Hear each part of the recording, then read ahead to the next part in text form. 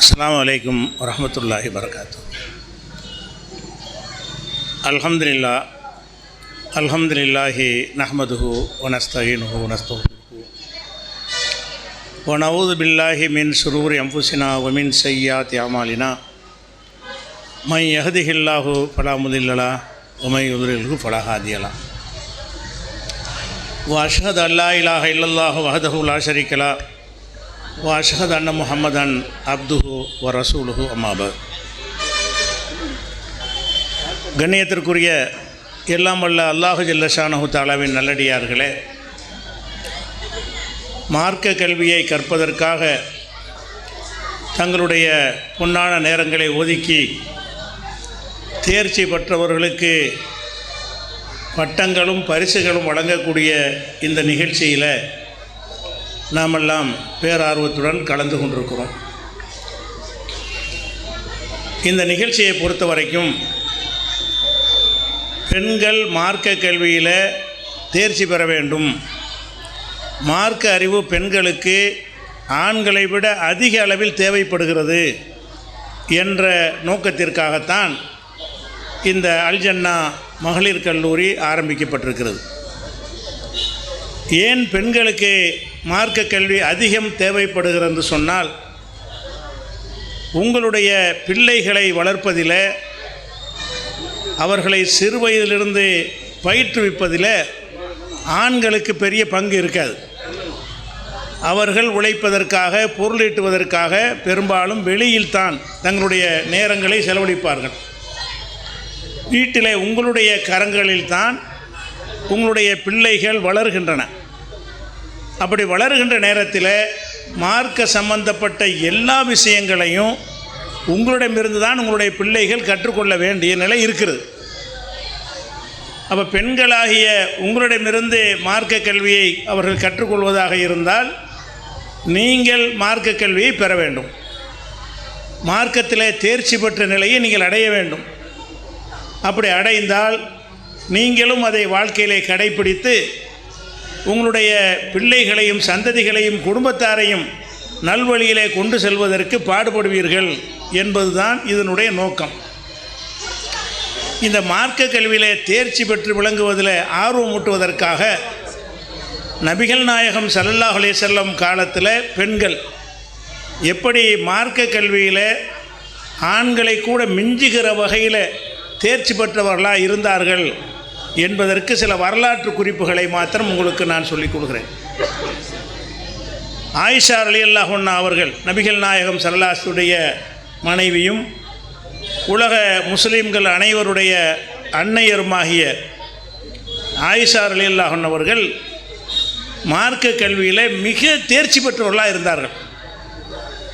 குர்ஆனுடைய ஒவ்வொரு வசனத்தை பற்றிய அறிவும் ஞானமும் அவர்களுக்கு இருந்தது. குர்ஆனுக்கு மாற்றமாக நபித்தோழர்கள் தப்பான ஒரு முடிவை சொல்வார்கள் என்று சொன்னால் அதை உடனடியாக கண்டுபிடித்து எதிர்த்து கேட்கிற அளவுக்கு அவர்கள் மார்க்க ஞானம் பெற்றவர்களாக இருந்திருக்கிறார்கள். அதற்கு சான்றாக சொல்வதாக இருந்தால், ஒருவர் ஆயிஷா நாயிடத்தில் வந்து ஒரு கேள்வி கேட்கிறார்.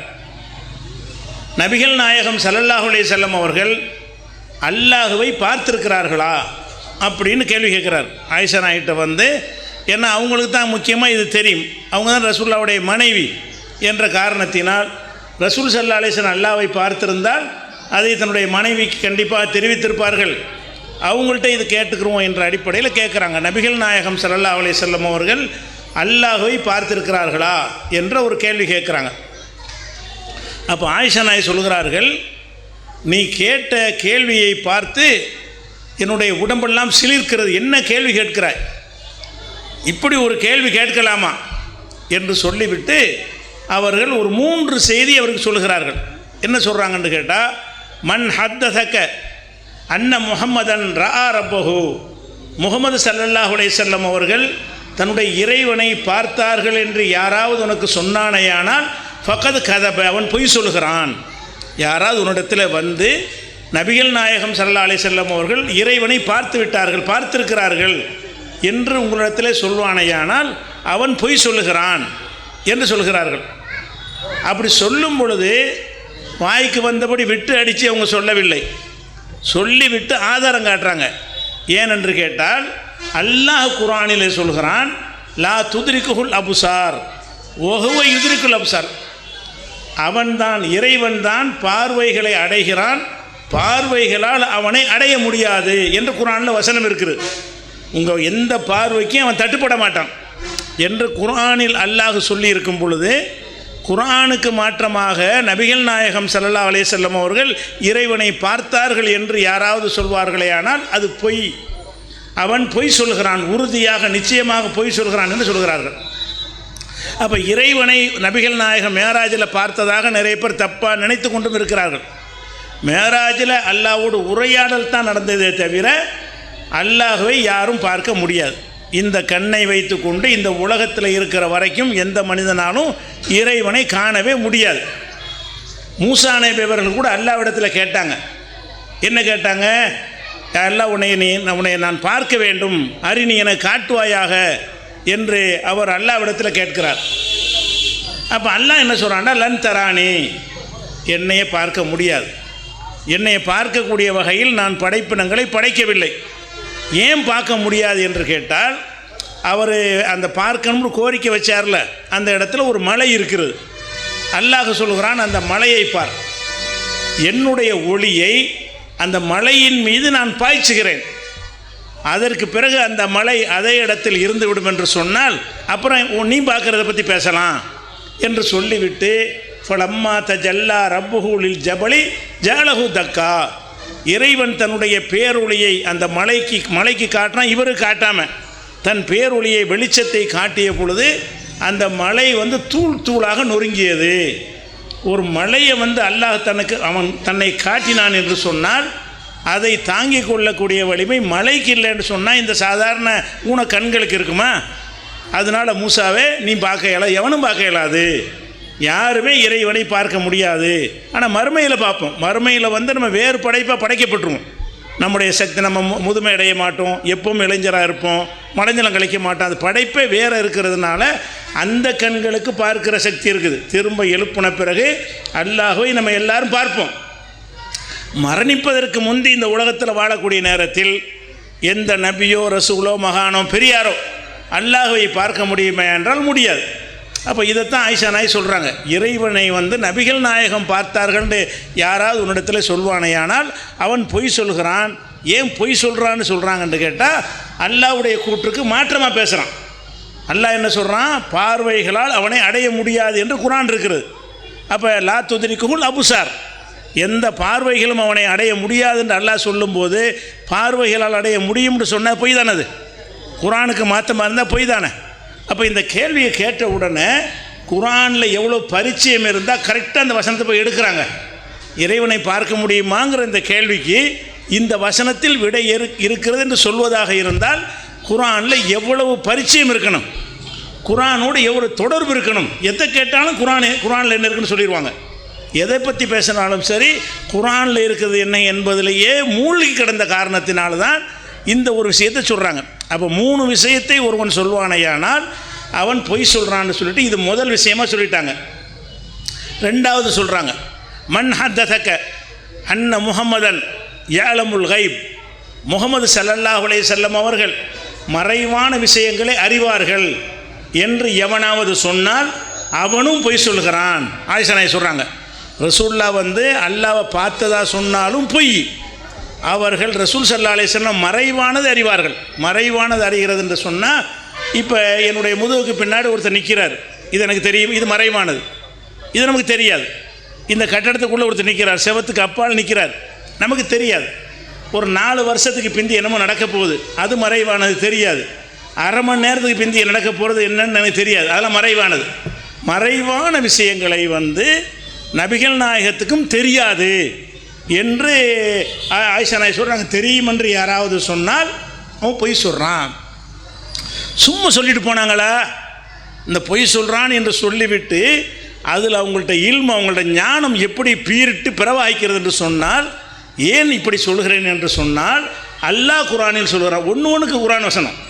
ஒவ்வொரு விஷயம் தப்பான கருத்தை முறியடிக்கும் பொழுது குர்ஆன்லேருந்து வசனத்தை எடுத்து காட்டுறாங்க. குல்லா ஏலமோ மன்ஃபி சமாவாத்தி உள்ளர்ல கைப இல்லல்லா, வானத்திலும் பூமியிலும் மறைவான விஷயங்களை அல்லாஹ்வை தவிர எவனும் அறிய முடியாது என்று நபியே நீ சொல் அப்படின்னு குர்ஆனில் வசனம் இருக்குது. குர்ஆனில் நபிகள் நாயகத்துக்கு அல்லாஹ் சொல்கிறான். எப்படி சொல்கிறான்?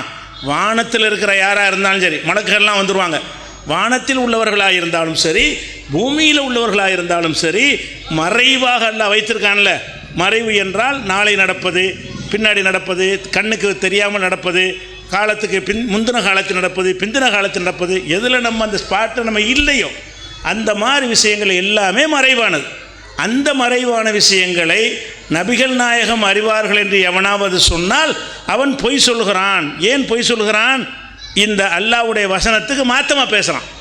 அல்லாஹ் என்ன சொல்கிறான்டா, லா யாலமு மன்ஃபி சமாவாத்தி உள்ளதில் கைப இல்லல்லா, வானங்களிலும் பூமியிலும் மறைவான விஷயத்தை அல்லாஹ்வை தவிர யாரும் அறிய முடியாது. மறைவான விஷயங்கள் அல்லாஹ்வுக்கு மட்டும்தான் தெரியும். சில மறைவான விஷயங்களை நபிக்கு சொல்லி கொடுத்தால் நபிக்கு தெரியும். மறைவான விஷயங்களை, சொர்க்கம் நரகம் இதெல்லாம் மறைவான விஷயங்கள். இவற்றை அல்லாஹ் நபிக்கு சொல்லி கொடுக்குறான், அது தெரியும். சொல்லி கொடுத்தால் தெரியுமே தவிர சொல்லி கொடுக்காத மறைவான விஷயங்கள் எல்லாம் தெரியாது, நபிகள் நாயகத்துக்கு தெரியாது என்று ஒரு வசனத்தை எடுத்து காட்டி இந்த தப்பான நம்பிக்கையை தகர்த்து எறிகிறார்கள். அன்றைய மக்கள்கிட்டையே நபிகள் நாயகத்தை பற்றி இப்படி ஒரு நம்பிக்கை வந்துருச்சு. எந்த நம்பிக்கை? ரசூலுல்லாஹ்க்கு எல்லாம் தெரியும்ப்பா, நாளை நடக்கலாம் அவருக்கு தெரியும், 3 வருஷத்துக்கு பிந்தி நடக்க தெரியும், நான் பணக்காரனை போனா இல்லைன்னு அவருக்கு தெரியும் என்ற மாதிரியெல்லாம் மக்கள் மத்தியில் நம்பிக்கை நிலவும் பொழுது தான் ஆயிஷா நாய் சொல்கிறாங்க, அப்படி நிலவினால் அது பொய், அப்படி யாராவது சொன்னால் அது பொய். ஏன் பொய்? அல்லாஹ் சொல்வதற்கு மாற்றமாக இருக்கிறது. இதை பல சந்தர்ப்பங்களில் நபிகள் நாயகம் ஸல்லல்லாஹு அலைஹி வஸல்லம் அவர்களை நிரூபித்து காட்டி வாழ்ந்திருக்கிறார்கள். அவங்க ஒரு திருமணத்திற்கு போகிறார்கள். திருமணத்தில் சிறுமிகள் சில பாடல்களை பாடிக்கொண்டிருக்கிறார்கள். சிறுமிகள் இருக்காங்களே, அவங்க சில பாட்டுகளை பாடுறாங்க. என்ன பாட்டு பாடுறாங்கன்னு கேட்டால், அவங்களுடைய முன்னோர்கள் செய்த தியாகங்களை பேசக்கூடிய பழைய இலக்கியங்களில் உள்ள பாட்டுகளை படிக்கிறார்கள். நாங்கள் அப்படி பரம்பரை இப்படி பரம்பரை, அதை செஞ்சோம் இதை செஞ்சோம். இன்னொரு ஹதீஸில் பத்ர் போரில் அவங்களுடைய குடும்பத்தார் செய்த தியாகத்தை பற்றி பாடியதாகவும் வருகிறது. அப்போ பத்ர் போரில் எங்கள் தாத்தா அப்படி செஞ்சார், எங்கள் வாப்பா இப்படி செஞ்சாருங்கிற மாதிரி அந்த சிறுமிகள் ஒரு பாட்டை எழுதி அந்த சிறுமிகள் பாடலை படிச்சுக்கிட்டு இருக்கிறாங்க. அப்போ நபிகள் நாயகம் ஸல்லல்லாஹு அலைஹி வஸல்லம் அந்த சபைக்கு வர்றாங்க. இந்த பாடலை வந்த உடனே படிச்சுக்கிட்டு இருந்த சிறுமிகள் என்ன பண்ணுறாங்கன்னு கேட்டால், பாட்டை மாற்றுறாங்க. என்ன மாற்றுறாங்க? நபிகள் நாயகம் வர்றாங்க, அவங்களுக்கு தகுந்தவாறு நம்ம ஒரு பாட்டு படிப்போம் அப்படின்னு சொல்லி பழைய பாட்டை அப்படி சேஞ்ச் பண்ணி என்ன செய்கிறாங்கன்னா, ஓ ஃபீனா நபியுன் யாலமு மாஃபி கதின், இதோ நபி வந்து விட்டார், மறைவானது எல்லாம் அறியக்கூடிய நபி இதோ வந்து விட்டார் படிக்கிறாங்க. அவங்க வேறு பாட்டு படிச்சுக்கிட்டு இருந்தாங்க. நபிகள் நாயகம் ஸல்லல்லாஹு அலைஹி வஸல்லம் பார்த்த உடனே என்ன செய்கிறாங்கன்னு கேட்டால், ஓ ஃபீனா நபியுன் யாலமு மாஃபி கதின், நாளை நடப்பதை அறியக்கூடிய நபி இதோ எங்களிடம் இருக்கிறார் என்று நபிகள் நாயகம் ஸல்லல்லாஹு அலைஹி வஸல்லத்தை புகழ்ந்து பாடி என்ன செய்கிறாங்க, பாட்டிலே படிக்கிறாங்க. ரசூலுல்லாஹ் என்ன செய்கிறாங்க, தைஹாத நிறுத்து, இந்த வார்த்தை நிறுத்து, இந்த பேச்சை நிறுத்து. ஃபைன்னஹு லா யாலமுல் கைப இல்லல்லாஹ், மறைவானது அல்லாஹ்வை தவிர யார் அறிய முடியாது என்று நான் சொல்லிக்கிட்டு இருக்கிறேன். நீ மறைவானது எனக்கு தெரியுங்கிறியா? இந்த மாதிரி பேச்செல்லாம் பேசாத, இந்த மாதிரி பாட்டெலாம் பாடாத என்று நபிகள் நாயகம் ஸல்லல்லாஹு அலைஹி வஸல்லம் அவர்கள் இந்த மறைவானது தெரியுங்கிறனா எல்லா சாமியார் ஏமாத்துறாங்க. எல்லா மத குருமாரும் என்ன செய்கிறாங்கன்னா, ஜோசியம் எல்லாமே மறைவான விஷயத்தான் சொல்லுவாங்க. ஆசி வழங்குறது மறைவான விஷயந்தான், எதிர்காலத்தை சொல்வது மறைவான விஷயந்தான், எத்தனை புள்ள குட்டின்னு சொல்கிறது மறைவான விஷயந்தான், நீ பணக்காரன் ஆவியான்னு சொல்கிறது மறைவான விஷயந்தான், உனக்கு நோயிலிருந்து குணமடைவாய் என்பது மறைவான விஷயந்தான். இதை சொல்லி தான் மக்கள் 50 பேர் ஏமாத்துறாங்க. ரசூலுல்லாஹ் என்ன சொல்கிறான், அல்லாஹ் சொல்கிறான், தெரியாது போய் சொல்லு, மனுஷன், நான் ஒரு மனிதன், மறைவான விஷயங்கள் எனக்கு தெரியவே தெரியாது என்று அல்லாஹ் சொன்னதுனால ஒரு சிறுமி அறியாமல் இந்த வார்த்தையை சொன்னதற்காக கண்டிக்கிறார்கள். சொன்னது சிறுமி தான். ஒரு சிறுமி இந்த பாட்டை படித்ததற்காக என்ன செய்கிறாங்க, இப்படி சொல்ல விடு, இந்த பாட்டை விட்டு விடு. இப்போ கூலி பில்லத்தி தகூலின்னு முதல்ல படிச்சுக்கிட்டு இருந்தீங்க, அந்த பாட்டை படி. உங்கள் குடும்பத்தாரை பாராட்டிட்டு படிச்சில, அதை வேண்டாம் படிச்சுட்டு போ. என்னையும் மறைவான விஷயம் அறிந்தவர் என்று சொல்கிறதை நான் ஒத்துக்கொள்ள மாட்டேன் என்று நபிகள் நாயகம் ஸல்லல்லாஹு அலைஹி வஸல்லம் என்ன செய்கிறாங்கன்னு கேட்டால், அதை அந்த தப்பான நம்பிக்கையை மாற்றுறாங்க. அப்படி மாற்றின சமுதாயத்தில் தான் என்ன கேள்வி வருதுன்னா, ரசூலுல்லாவுக்கு மறைவானது தெரியும்னு பேச ஆரம்பிச்சிட்டாங்க. ஆயிஷா நாயகி காதுக்கு உட்பட அவங்களை கேட்குற அளவுக்கு பேச ஆரம்பிச்சிட்டாங்க. அதான் ஆயிஷா நாயகி மறுக்கிறாங்க. இப்போ எவனாவது ரசூல் ஸல்லல்லாஹு அலைஹி வஸல்லத்துக்கு மறைவானது தெரியும் என்று சொன்னால் அவன் நிச்சயமாக பொய் சொல்கிறான். ஏன் பொய் சொல்கிறான்? அல்லாஹ் யாருக்கும் தெரியாதுன்னு சொல்கிறான். மறைவான விஷயம் அல்லாஹ்வை தவிர யாருக்கும் தெரியாதுன்னு சொல்கிறான். அப்போ இவருக்கு தெரியும்னு சொல்வார்களே, ஆனால் அது பொய் தானே. அது குர்ஆனுக்கு மாற்றமாக இருந்தால் பொய் தானே. அப்போ குர்ஆன் மீது எவ்வளவுக்கு ஒரு நாலேஜ் இருக்கணும், எவ்வளவு யாவ சக்தி இருக்கணும். இந்த மாதிரி நம்பிக்கைக்கு இந்த வசனம் மறுப்பாக இருக்குது என்று சொல்வதாக இருந்தால் குர்ஆனில் இந்த ஆதியிலேருந்து அந்த வரைக்கும் எத்தனை தடவை படிச்சிருக்கணும், எத்தனை தடவை ஈடுபாட்டோடு கவனமாக அதை வாசித்திருக்கணும். அவ்வளவு நாலேஜ் இருக்க போய் தான் என்ன செய்கிறாங்க, அந்த ஒரு விஷயத்தையும் சொல்லுகிறார்கள். அப்போ நபிகள் நாயகம் ஸல்லல்லாஹு அலைஹி வஸல்லம் அல்லாஹ்வை பார்த்தார்னு சொன்னாலும் அதுவும் பொய். நபிகள் நாயகம் ஸல்லல்லாஹு அலைஹி வஸல்லம் அவர்கள் மறைவான விஷயங்களை அறிவார்கள் என்று சொன்னாலும் அதுவும் பொய் என்று நபி ஸல்லல்லாஹு அலைஹி வஸல்லம் ஆயிஷா நாயகி அவர்கள் என்ன செய்கிறாங்கன்னா அது விலைக்கு சொல்கிறாங்க. அது பொய்ங்கிறத விளக்குறாங்க. அதே மாதிரி இன்னொரு சம்பவத்தை பாருங்கள். ஒரு ஒரு ஒரு ஜனாசா இருக்குது. ஒரு ஆள் இறந்து போயிட்டார். இறந்து போன இடத்துல ஆயிஷா நாயகி இருக்கிறாங்க. அப்போ பல சஹாபாக்கள் இருக்கிறாங்க. அப்போ இப்னு உமருங்கிற சஹாபி சொல்கிறாங்க, மக்கள்லாம் அழுதுகிட்டு இருக்கிறாங்க. ஒரு பாடி இறந்து கிடக்கிறது. இறந்து கிடக்கிற ஜனாசாவுக்கு பக்கத்தில் இருந்து எல்லாரும் அழுதுகிட்டு இருக்கிறாங்க. அப்போ இப்னு உமர் அவர்கள் சொல்கிறார்கள், இவங்க அழுகிற காரணத்தினால் இந்த மையத்துக்கு வேதனை நடக்குதுங்கிறாங்க. அதாவது மக்கள்லாம் அழுகுறாங்க, மையத்து கிடக்குது.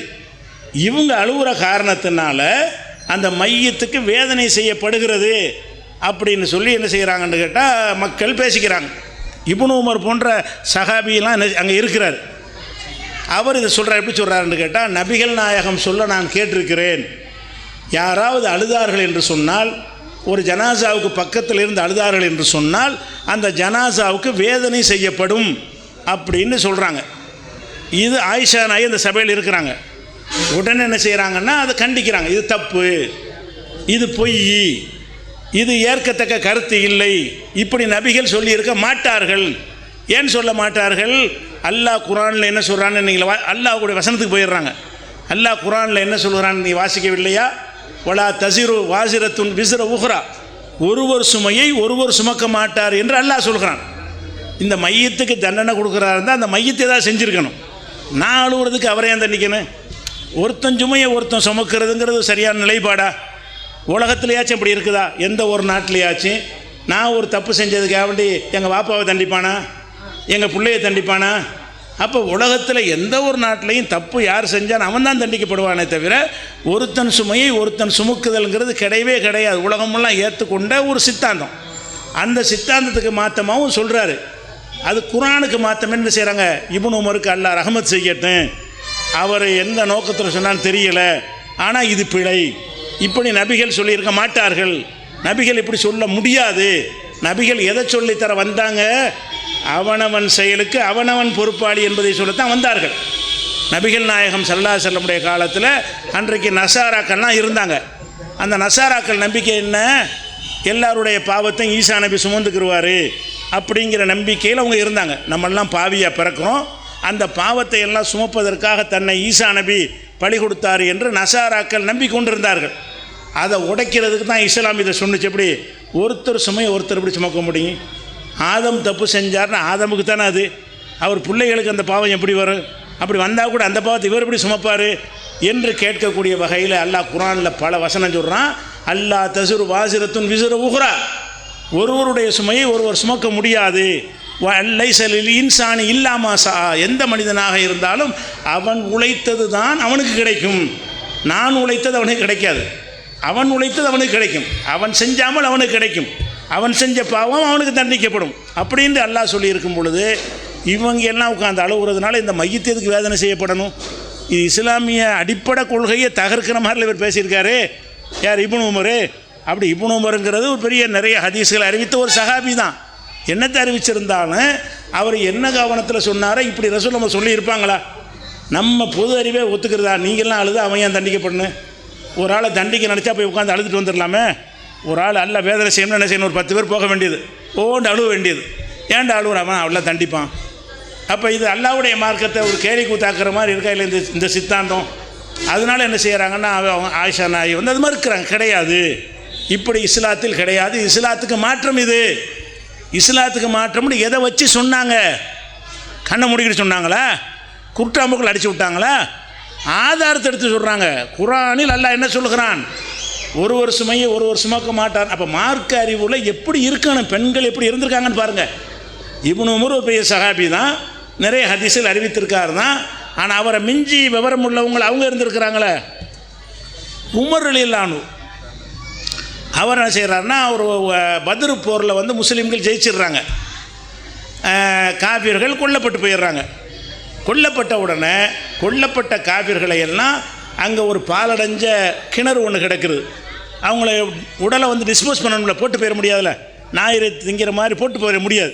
அந்த உடலை வந்து புதைக்கணுங்கிறதுக்காக வேண்டி அந்த பாலடைஞ்ச கிணத்துக்குள்ளே போட்டு புதைக்கிறாங்க. யாரை? போர்க்களத்தில் வெட்டப்பட்டு கொல்லப்பட்ட எதிரிகளை. நம்ம முஸ்லீம்களாக இருந்தால் ஜனாசா தொழுகை முறைப்படி அடக்கம் செஞ்சாங்க. மற்றவங்கள தூக்கி அவங்களுக்கு தொழுகையெல்லாம் கிடையாதுல்ல, அவங்க பாடியே இது பண்ணிட்டாங்க. பண்ணிவிட்டு என்ன செய்கிறாங்க, ரசூல் ஸல்லல்லாஹு அலைஹி வஸல்லம் அந்த கபூர் அந்த கிணத்துல பாலடைஞ்ச கிணறு இருக்குல்ல, அதில் தான் அவங்கள போட்டிருக்கிறாங்க. அதை நோக்கி பேசுகிறாங்க. எப்படி பேசுகிறாங்க? இன்னா வஜதுனா மாவாத ரப்புனா ஹக்கா, எங்கள் இறைவன் எங்களுக்கு வாக்களித்ததை நாங்கள் அடைந்து கொண்டோம். எங்களுக்கு வெற்றி தருவதாக அல்லாஹ் வாக்களித்திருந்தான், நாங்கள் இப்போ ஜெயிச்சிட்டோம். ஹல் வஜத்தும் மாவாத ரப்புக்கும் ஹக்கா, உங்கள் இறைவன் உங்களுக்கு வாக்களித்ததை நீங்கள் பெற்று விட்டீர்களான்னு அவங்கள நோக்கி பேசுகிறாங்க. யார்கிட்ட? கொல்லப்பட்ட அபூஜஹல்கிட்ட, கொல்லப்பட்ட அந்த எதிரிகளுடைய சவத்தை நோக்கி, பிணங்களை நோக்கி பேசுகிறாங்க. எங்களுக்கு அல்லாஹ் சொன்னபடி வெற்றியை தந்துட்டான், உங்கள் இறைவன் உங்களுக்கு எல்லாத்தையும் தந்துட்டானா என்று ரசூல் ஸல்லல்லாஹு அலைஹி வஸல்லம் பேசுகிறார்கள். பேசின உடனே இது பத்ர் போர்க்களத்தில் நடக்கிற ஒரு சம்பவம். அப்போ உமர் ரலியல்லாஹு அன்ஹு அந்த பக்கத்தில் அங்கே இருக்கிறாங்க. அவங்க என்ன செய்கிறாங்கன்னு கேட்டால், அல்லாஹ்வுடைய தூதரை, இவங்க செத்த புணத்திட்ட போய் பேசுகிறீங்க, அவங்க செத்து போயிட்டாங்க, நம்ம தான் கொன்றோம், உயிர் இல்லை, வெறும் பாடி, அதை கொண்டு கிணத்துல போட்டிருக்கிறோம், அதை நோக்கி நீங்கள் பேசுகிறீங்களே, அது கல்லியும் அஜிசாதன் இல்லை அருவாகலகா, உயிரற்ற உடல்களோட பேசுகிறீர்கள் கேட்குறாங்க. நீங்கள் வந்து உயிரற்ற உடல்களை பார்த்து பேசுகிறீங்க, நாங்கள் வெற்றி பெற்று விட்டோம், நீங்கள் என்ன செஞ்சீங்கன்னு அவங்கள்ட்ட பேசுகிறாங்க. அப்படி பேசுனவனுக்கு விளங்குமா? விளங்காது தானே. அப்படிங்கிற மாதிரி உமர் ரலியல்லாஹு அன்ஹு கேட்குறாங்க. அப்போ ரசூல் ஸல்லல்லாஹு அலைஹி வஸல்லம் என்ன சொன்னதாக உமர் அறிவிக்கிறாருன்னு கேட்டால், அவங்க வந்து இப்போ நான் சொல்கிறத கேட்பாங்க, உங்களை விட அவங்க நல்லா கேட்பாங்க. எப்படி? ரசூலுல்லாஹ் சொன்னாங்களாம், மா அன்தும் அஸ்மா மின் ஹவுலாய், இவங்களை விட நீங்கள் நல்லா கேட்க முடியாது, நான் சொல்கிற அந்த பேச்சு அவங்களுக்கு தெளிவாக கேட்குங்கிறாங்க. யார்? ரசூல் ஸல்லல்லாஹு அலைஹி வஸல்லம் சொல்கிறாங்க, செத்து போன ஆட்களுக்கு நான் பேசுகிற பேச்சு கேட்கும் என்று நபிகள் நாயகம் சொன்னதாக உமர் அவர்கள் இதை மக்களுக்கு அறிவிக்கிறார். இந்த மாதிரி பத்ர் போர் நடந்துச்சு, அதில் இந்த மாதிரி காஃபிர்கள்லாம் இறந்து போனவர்கள்லாம் பிடிச்சி கிணத்துல போட்டாங்க, போட்டு நபிகள் நாயகம் இப்படி பேசுனாங்க, நான் இப்படி ஒரு கேள்வியை கேட்டேன், இப்படி ஒரு பதிலை ரசூலுல்லாஹ் சொன்னாங்க என்று உமர் ரலியல்லாஹு அன்ஹு அவர்கள் இந்த செய்தியை மக்களுக்கு அறிவிக்கிறார். இந்த அறிவிக்கிறார் என்கிற செய்தி ஆயிஷா நாய்க்கு வருகிறது.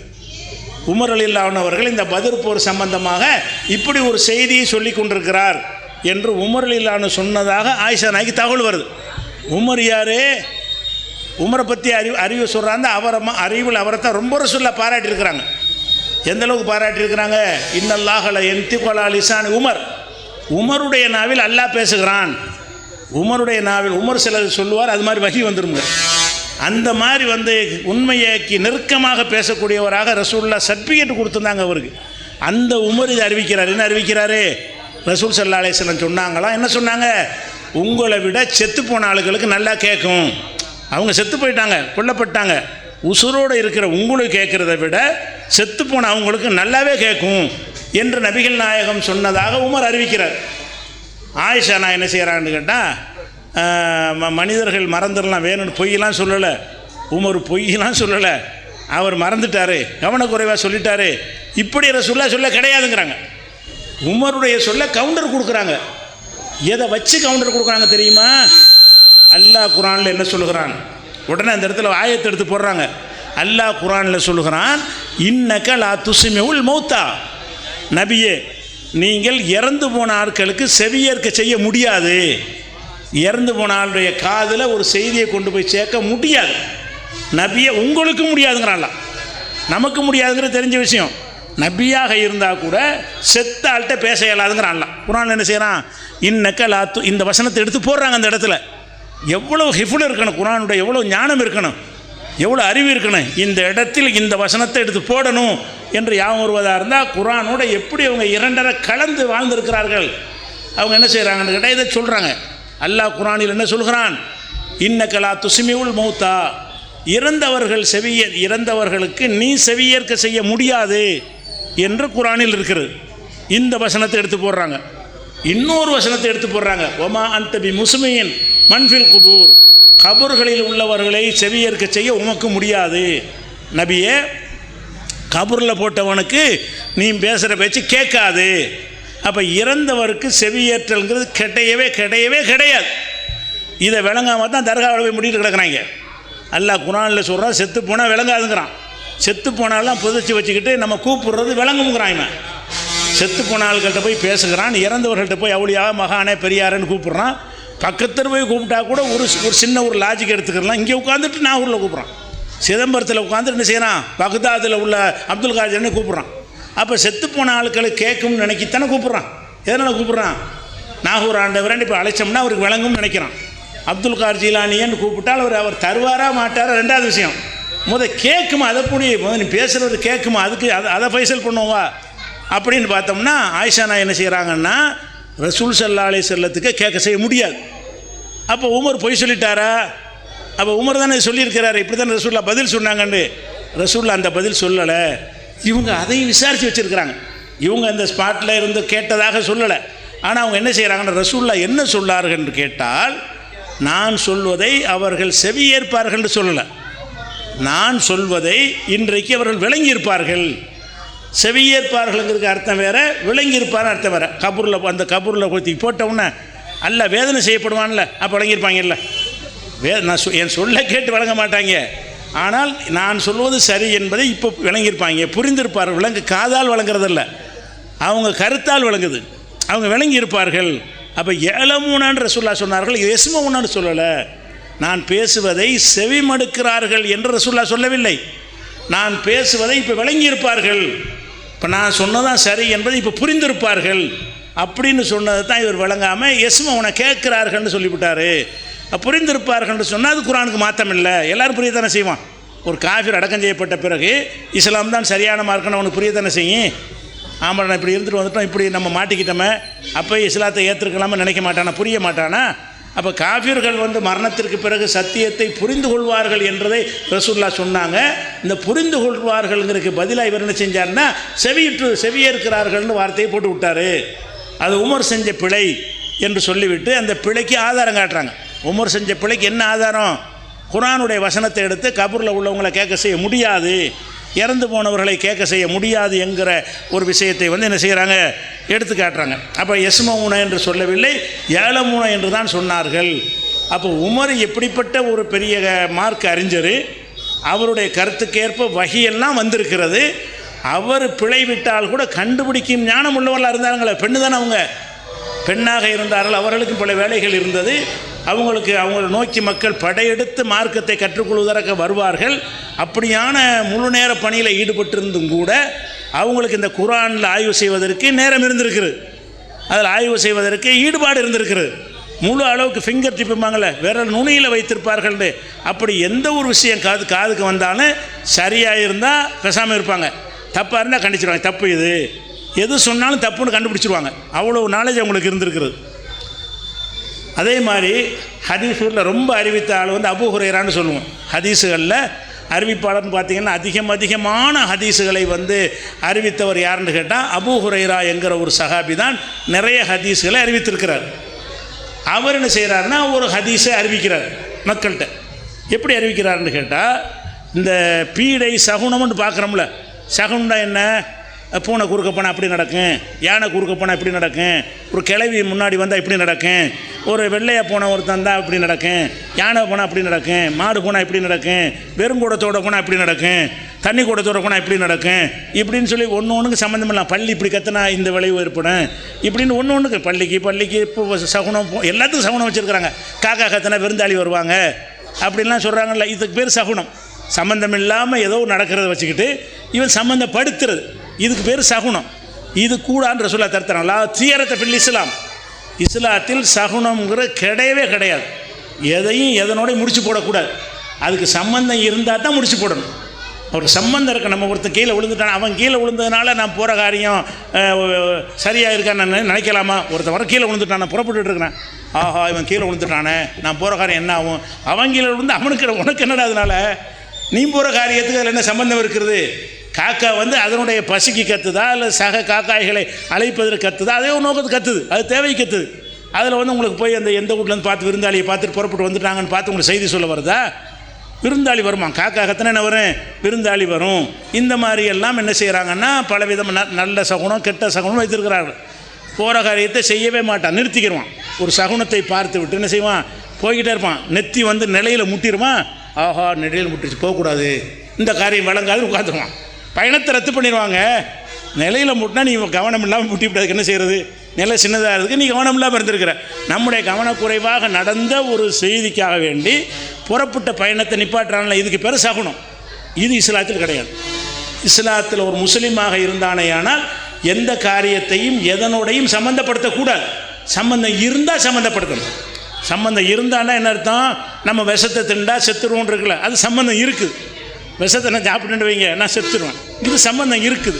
அப்போ எவனோ விஷம் திண்டுக்கா நான் செத்துருவேன்னா சம்பந்தம் இல்லை. அப்போ எதோ நடப்பதை வைத்தெல்லாம் என்ன செய்கிறாங்கன்னு கேட்டால் அந்த சகுனத்தை பார்க்குறாங்க. இது இஸ்லாத்தினுடைய அடிப்படை கொள்கைங்க. இந்த கொள்கைக்கு மாற்றமாக அபூ ஹுரைரா என்ன செய்கிறாருன்னு கேட்டால் சகுனம் இல்லை தான், 3 விஷயத்தில் மட்டும் இருக்குங்கிறார். அவராக சொன்னால் பரவாயில்லை, ரசூலுல்லாஹ் சொன்னாங்கங்கிறார். அபூ ஹுரைரா சொல்லுகிறாரு சகுனம் கிடையாது தான், 3 விஷயத்தில் வந்து நம்ம சகுனம் பார்க்கலாம். அது என்ன 3 விஷயத்தில் பார்க்கலாம்? ஒருத்தன் வந்து கல்யாணம் பண்ணுறான், கல்யாணம் பண்ண உடனே கொஞ்சம் கஷ்டமாகி போச்சு, இந்த பொம்பளைனால தான் சொல்லலாமா, அது என்ன வந்த மனைவினால தான் இது ஏற்பட்டுச்சு. கல்யாணம் பண்ணிட்டு வர்றான்ல, கல்யாணம் பண்ணுறதுக்கு முன்னாடி கொஞ்சம் நல்லா செழிப்பாக இருந்துருப்பான்னு வைங்க, கல்யாணம் பண்ண பிறகு தரித்தனை முடிச்சு வச்சுட்டு வைங்க, என்ன நிறைய வீடுகள் இப்படி நடக்கும். நிறைய குடும்பங்கள் என்ன செய்வாங்க, இப்போ வந்த நேரம் தான் அப்படின்னு சொல்கிறாங்கல்ல, அது செய்யலான்ட்டு ரசூலுல்லாஹ் சொன்னாங்களாம். அது ஒரு பெண்ணு வர்றதை வச்சு நம்ம என்ன செய்யலாம், முடிவு பண்ணலாம். அல்லது நீ வறுமையில் இருந்த ஒரு பெண்ணை கல்யாணம் பண்ண, பணக்காரனை போயிட்டேன், இந்த மகராசி வந்த அதனால தான் பணக்காரனை போயிட்டேன், அதுவும் இந்த இப்போ மார்க்கத்தில் ஒரு பெண்ணை கல்யாணம் பண்ணிட்டு வந்ததுனால நீ மகராசியும் வரல, அவன் உனக்கு தரத்துலேருந்து கொண்டு வரல, உனக்கு உள்ள ரிஸ்க்கு எல்லாம் எழுதுன்னு உனக்கு கிடைக்கிறது. எப்போ கிடைக்கணும்னு எழுதுனாலும் அப்போ கிடைக்கிறது. அதுதான் இஸ்லாமிய நம்பிக்கையை தவிர அதுக்கு மாற்றமாக என்ன செய்யலை, இந்த நம்பிக்கையை வந்து கிடையாது. அப்படி இருக்கும்போது என்ன செய்கிறாருன்னா அபூ ஹுரைரா சொல்கிறாரு 3 விஷயத்தில் பார்க்கலாம். 3 விஷயம் என்ன? ஒரு பெண் விஷயம், பெண்ணுண்டா மனைவியை தேர்ந்தெடுக்கிற விஷயத்தில் அவள் வருவதை வைத்து நல்லதாகவும் அமையும், அவளை மனைவி அமைவதெல்லாம் இறைவன் கொடுத்த வரமுங்கிறாங்க இல்லை, அந்த மூட நம்பிக்கை அடிப்படையில் என்ன செய்கிறது, இந்த மனைவினால தான் இது, இவ வந்ததுனால தான் இது என்று சொல்லக்கூடிய பழக்கம் இருக்குது. அது இருக்குது என்று சொன்னார்கள். அபூ ஹுரைரா சொல்கிறார். அதே மாதிரி வந்து ஒரு குதிரை ஒருத்தன் வாங்குகிறான், குதிரை வாங்கணுன்னு அவனுக்கு தரித்திரம் முடிச்சு போச்சு, இந்த குதிரையினால தான் தரித்திரம் முடிச்சுன்னு என்ன செய்யலாம் சொல்லலாம். அல்லது ஒரு குதிரையை வாங்கினா பணக்காரனை போயிட்டான், இந்த குதிரை நல்ல ராசியான குதிரை அப்படி சொல்கிறோம்ல, ராசியான ஆள், ராசியான மூஞ்சி, ராசியான குதிரை அப்படின்னு நினைக்கணும்ல. இந்த மாதிரி குதிரை விஷயமாக மட்டும் நீங்கள் சகுனம் பார்க்கக்கூடாது தான். இந்த 3ல் பார்க்கலாம். 3 என்னது? பெண் விஷயமாக நீங்கள் பார்த்து கொள்ளலாம், குதிரை விஷயமாக பார்த்து கொள்ளலாம், குடியிருக்கிற வீடு விஷயத்தில் பார்த்து கொள்ளலாம். ஒருத்தன் என்ன செய்கிறான், ஒரு வீட்டில் குடியேறான், அந்த வீட்டு குடியேற நேரம் பார்த்து ஓகோண்டு காசு கொட்டுன்னு கொட்டுது. அவன் என்ன நினைக்கலாம், இந்த வீட்டுனால தான் நமக்கு வந்துச்சு, இது ராசியான வீடு, இந்த வீட்டுக்கு வந்தோமா பரக்கத்து கொட்டுன்னு கொட்டுது அப்படின்னு நினைக்கிறான்ல, அப்படி நினைக்குவான். அல்லது ஒரு வீட்டுக்கு மாறிக்கு போவான், சாப்பாட்டுக்கே கஷ்டப்படுற மாதிரி நிலைமை ஆகி போயிடும். இந்த தரித்திரம் முடிச்ச வீட்டுக்கு நான் வந்து தப்பு, இந்த வீடுனால தான் எல்லாம், எனக்கு தரித்திரம் பிடிச்சது காரணம் இந்த வீடு, எனக்கு செல்வம் வந்தது காரணம் இந்த வீடு என்று மக்கள் நினைக்கிறாங்க. இது ரசூலுல்லாஹ் சொல்கிறாங்களா எப்படி? அஷ்ஷூமு ஃபித்தாரி உல் மர்அத்தி உல் ஃபரசி, 3 விஷயங்கள் நீங்கள் சவுனம் பார்த்து கொள்ளுங்கள் என்று ரசூலுல்லாஹ் சொன்னார்கள். எதில் பார்த்து கொள்ளுங்கள்? பெண் விஷயத்தில் நீங்கள் சவுனம் பார்த்து கொள்ளுங்கள், வீடு விஷயத்தில் சவுனம் பார்த்து கொள்ளுங்கள், குதிரை விஷயமாக சவுனம் பார்த்து கொள்ளுங்கள்னு ரசூலுல்லாஹ் சொன்னாங்கன்னு அபூ ஹுரைரா அறிவிக்கிறார். ஆயிஷா நாய்க்கு கட்டும் கோபம் இதை கேட்டுவிட்டு. இவர் என்ன அறிவிக்கிறார்? ரசூல் ஸல்லல்லாஹு அலைஹி வஸல்லம் அவர்கள் அறவே லாத்தியரத்த சகுனமே கிடையாது என்று சொல்லி இருக்கும் பொழுது இவர் இந்த செய்தியை அறிவிக்கிறார், தப்பாக அறிவிக்கிறாரு. உண்மை என்னவென்று சொன்னால் ரசூல் ஸல்லல்லாஹு அலைஹி வஸல்லம் இதை பற்றி பேசுனாங்க. ஒரு வரியை விட்டுட்டு அவர் அறிவிக்கிறார், இந்த மூன்றிலையும் சகுனம் உள்ளது என்று யூதர்கள் சொல்கிறார்கள், அவர்கள் நாசமாக போகட்டும் ரசூல்லா சொன்னார்கள். அந்த வார்த்தையை விட்டுறார் இவர். ஆயிஷா என்ன சொல்கிறாங்கன்னா, ரசூல்லா என்ன சொன்னாங்க தெரியுமா, லானத்துல்லாஹி அலல் யஹூதி வன் நசாரா, யஹூதி நசாராக்களுக்கு சாபம் உண்டாகட்டும், அவங்க தான் இந்த மூணுலையும் சகுனம் பார்க்குறாங்க, நம்மக்கிட்ட அது கிடையாது. அப்போ 3 விஷயத்தில் சகுனம் இருக்குது என்று ரசூல்லா சொல்லலை, சகுனம் இருப்பதாக யூதர்கள் சொல்கிறார்கள், அவர்கள் நாசமாகட்டும், இந்த மூட நம்பிக்கை உள்ள காரணத்தினால் அவர்கள் மீது அல்லாஹ்வுடைய சாபம் இறங்கட்டும் என்று ரசூல்லா சொன்னார்கள் என்று ரசூல்லா சொல்லி இருக்க, இவர் அந்த பாதியை மறைச்சிட்டு இல்லை, வேணும்னு மறைக்க மாட்டேன், மறந்துட்டு கவனக்குறைவில் நிறைய ஹதீஸ் மனப்பாடம் பண்ணார் இல்லையா, கவனக்குறைவில் இதை 3ல் இருக்குன்ட்டார். 3ல் இருக்குதுங்கிறது சொல்கிறது யூதர்கள் சொல்கிறாங்க, தப்புன்ற சொல்கிறாங்க. 3லும் சகுனம் பார்க்கலாம் என்று யூதர்கள் சொல்கிறாங்க, அதுவும் தப்பு என்று நபிகள் நாயகம் ஸல்லல்லாஹு அலைஹி வஸல்லம் சொல்லி இருக்க, இந்த வரியை விட்டுட்டு மேலே உள்ள வரியை மட்டும் அவர் அறிவிச்சு விட்டார். அதனால் இது இஸ்லாமிய அடிப்படைக்கு மாற்றமாக இருக்கும் என்று சொல்லிட்டு ஒரு வசனத்தையும் எடுத்து காட்டுறாங்க. உங்களுக்கு எந்த ஒரு முசீபத்தும் வந்தாலும் அது வருவதற்கு முன்னால் அல்லாஹ்வுடைய பதிவேட்டில் உள்ளபடி தான் நடக்கிறது. ஒரு பொம்பளை வர்றதுனால உங்களுக்கு காசும் வராது, வறுமையும் வராது. ஒரு வீட்டை வாங்குறதுனால தான் செல்வமும் வராது, வறுமையும் வராது. ஒரு குதிரையை வாங்குறதுனால செல்வமும் வராது, வறுமையும் வராது. அல்லாஹ் வந்து அது வருவதற்கு முன்னாடி நமக்கு எழுதிட்டான். நமக்கு எத்தனாம் தேதி என்ன வரணும்னு எழுதுனானா அதுதான் நடக்குதே தவிர, விதிப்படி நடக்குதே தவிர அதனால் நடக்கலைன்னு ஆயத்தையும் ஓதி காட்டுறாங்க. இது குர்ஆன் அப்படி சொல்லுகிறது. குர்ஆனுக்கு மாற்றமாக இவர் வந்து அபூ ஹுரைரா அறிவிக்கிறார், ஒன்று பாதியை விட்டுட்டு அறிவிக்கிறாரு. எவ்வளோ விவரண்டு பாருங்கள். இந்த விஷயம் எந்த இஸ்லாமிய அடிப்படையில் மோதுன்னு கண்டுபிடிக்கிறாங்கல்ல. இந்த நம்பிக்கை வந்து இஸ்லாத்தின் எதை தகர்க்குது, விதியை தகர்க்கிறது. ஒவ்வொரு மனுஷனுக்கும் அல்லாஹ் என்ன செய்கிறான்னா, ஒல் கதிரி ஹைரிஹி ஒ ஷர்ரிஹி மினல்லாஹி தஆலா, நன்மை தீமை எல்லாமே அல்லாஹ்விடமிருந்து எழுதப்பட்டபடி தான் நடக்கிறது என்று நம்ம நம்ப வேண்டும். அப்படி நம்பிட்டோம்னா இந்த மூட நம்பிக்கைலாம் வராது. அது எல்லாம் நாடி நம்ம விட்டுதல் அப்படின்னு போய்கிட்டே இருப்போம். அப்படி இல்லைன்னா என்ன செய்வோம், சம்மந்தம் இல்லாதெல்லாம் அப்படி சம்மந்தப்படுத்துவோம். அந்த விதிங்கிற ஒரு பாறாங்கல் நம்மள்கிட்ட இல்லை என்று சொன்னால் நம்ம என்ன செய்வோம், தேவையில்லாதெல்லாம் அப்படி சம்மந்தப்படுத்துவோம். இவனால தான் புள்ள பிறந்துச்சுன்னு வைங்க, ஒரு புள்ள பிறந்தவனை ஒரு கஷ்டம் வந்துருச்சுன்னா தருத்தர் முடிச்ச பிள்ளைம்மா பெத்த அப்பனே என்ன செய்வான், பிள்ளைய ராசி இல்லை. ஒரு புள்ள வந்தோன்னே காசு வந்துச்சுன்னு வைங்க, என் புள்ள ராசியான புள்ள, கடையை திறக்குமா அவர்கிட்ட சாய் வாங்கிட்டு போய் திறப்பார். ஏன், என் புள்ள ராசியான பிள்ளையும் கிடையாது, தருத்தர் முடிச்ச பிள்ளையும் கிடையாது. உனக்கு எழுதப்பட்ட நேரத்தில் எழுதப்பட்டது வருகிறது, அவ்வளோதான். அதான் இஸ்லாத்தினுடைய ஃபண்டமெண்டல் நம்பிக்கை. அப்போ இந்த மாதிரி அபூ ஹுரைரா சொல்லும்போது என்ன செய்கிறாங்கன்னு கேட்டால் இதை ஒரு விஷயமாக சொல்கிறாங்க. அதே மாதிரி இப்னு உமர் அவர் ஒரு சஹாபி, அவர் என்ன செய்கிறாருன்னு கேட்டால் ஒரு முஸ்லீம்களுக்கு ஒரு சட்டம் சொல்கிறார். என்ன சொல்கிறாருன்னா, நீங்கள் தொழுதுகிட்டு இருக்கிறீங்க, தொழுது கொண்டு இருக்கும் பொழுது குறுக்க வந்து ஒரு நாய் போகுது. நீங்கள் தொழுதுகிட்டு இருக்கிறீங்க, குறுக்க நாய் போயிடுச்சு, அல்லது குறுக்க கழுதை போயிடுச்சு, அல்லது குறுக்க ஒரு பொம்பளை போயிட்டா. நீங்கள் தொழுதுகிட்டு இருக்கிறீங்க, தொழுதுகிட்டு இருக்கும்போது ஒரு ஆம்பளை தொழுது கொண்டு இருக்கும் பொழுது குறுக்கே ஒரு நாய் போனது என்று சொன்னால், குறுக்கே ஒரு கழுதை போனது என்று சொன்னால், குறுக்கே ஒரு பெண் கடந்து சென்றாள் என்று சொன்னால் அந்த தொழுகை செல்லாது, அந்த தொழுகை பாத்திலாகிவிடும் என்று நபிகள் நாயகம் சொன்னதாக இப்னு உமர் சொல்கிறார். இப்னு உமருங்கிற சஹாபி சொல்கிறாரு, இந்த 3 காரியம் நடந்துச்சுன்னு வைங்க, தொழுகையை பாத்திலாக்கிறதா, தொழுகைக்குள்ளே ஏதாவது நடந்தால் தான் தொழுகை பாத்திலாகும். எவனை குறுக்க போனால் ஏன் தொழுகை இதுக்கு பாத்திலாகுது? நான் தொழுதுகிட்டு இருக்கிறேன், நாய் குறுக்க போனால் அதுக்கு ஏன் தொழுகை இதுக்கு பாதிக்கும்? நான் என்ன செஞ்சேன்? அப்படி தானே இஸ்லாமிய சட்டம் இருக்கும். இவர் என்ன செய்கிறாருன்னா இந்த 3 விஷயத்தையும் சொல்கிறார். அது இப்போ குறுக்க வந்து கழுதை போனாலும் தொழுகை முறிஞ்சிடும், குறுக்க நாய் போனாலும் தொழுகை முறிஞ்சிடும், குறுக்க பொம்பளை போனாலும் தொழுகை முறிஞ்சிடும் அப்படின்ற ஒரு செய்தியை நபிகள் நாயகம் சொன்னதை அறிவிக்கிறார். அவராக அறிவிக்கலை, நபிகள் நாயகத்தின் பேரை பயன்படுத்தி இப்னு உமர் அறிவிக்கிறார். ஆயிஷா நாய்க்கு இந்த செய்தி வருகிறது, கேள்விப்படுறாங்க. கேட்டோன்னு செய்கிறாங்க, இவர் வந்து எங்களையெல்லாம் கழுதையாக்கிட்டாரா, எங்களையெல்லாம் நாயாக்கிட்டாரா, பெண்களாகி எங்களை வந்து நாயோட ஒப்பிட்டு விட்டார். நாய் போனாலும் தொழுக முறையும், பொம்பளை போனாலும் முறையும் என்ன அர்த்தம்? நாங்களாம் நாய் கழுதையாக ஆயிஷா என்ன செய்கிறாங்க, முதல் லாஜிக்காக அதை கிண்டல் பண்ணுறாங்க. அதல்த்து மூணா பில் கிலாபி, எங்களை வந்து நாயோட சமமாக்கிட்டீங்களா, நாய் கணக்கில் எங்களையெல்லாம் பெண்கள்லாம் சேர்த்துட்டீங்களா என்று கேட்டுவிட்டு அப்புறம் சட்டத்தை சொல்கிறாங்க. அவர் சொல்வது பிழை. ஏன் பிழை என்று சொன்னால், நபிகள் நாயகம் ஸல்லல்லாஹு அலைஹி வஸல்லம் அவர்கள் வீட்டில் தொழுவார்கள். தொழும்போது குறுக்கே நான் ஜனாசாவை போல படுத்திருப்பேன். அவங்க சஜிதா செய்யும் பொழுது என்னுடைய காலில் வந்து அவங்க தலை வைக்கிற மாதிரி, சின்ன இடம் தானே, நெத்தியை கொண்டை நிலத்தில் வைக்கும் பொழுது அந்த இடத்துல ஆயிஷா நாயுடைய கால் தான் இருக்கும். காலு மேலே தலையை வைக்கக்கூடாது. அதுக்காக நபிகள் நான் என்ன செய்வாங்கன்னா விரல் நாளை என்னுடைய காலில் குத்துவாங்க. உடனே நான் காலை மடக்கி கொள்வேன். அவங்க சஜ்தா செய்து முடித்தவுடனே என் விரலை நீட்டிக்கொள்வேன் அப்படின்னு சொல்லிட்டு ஆயிஷா நாய் சொல்கிறாங்க.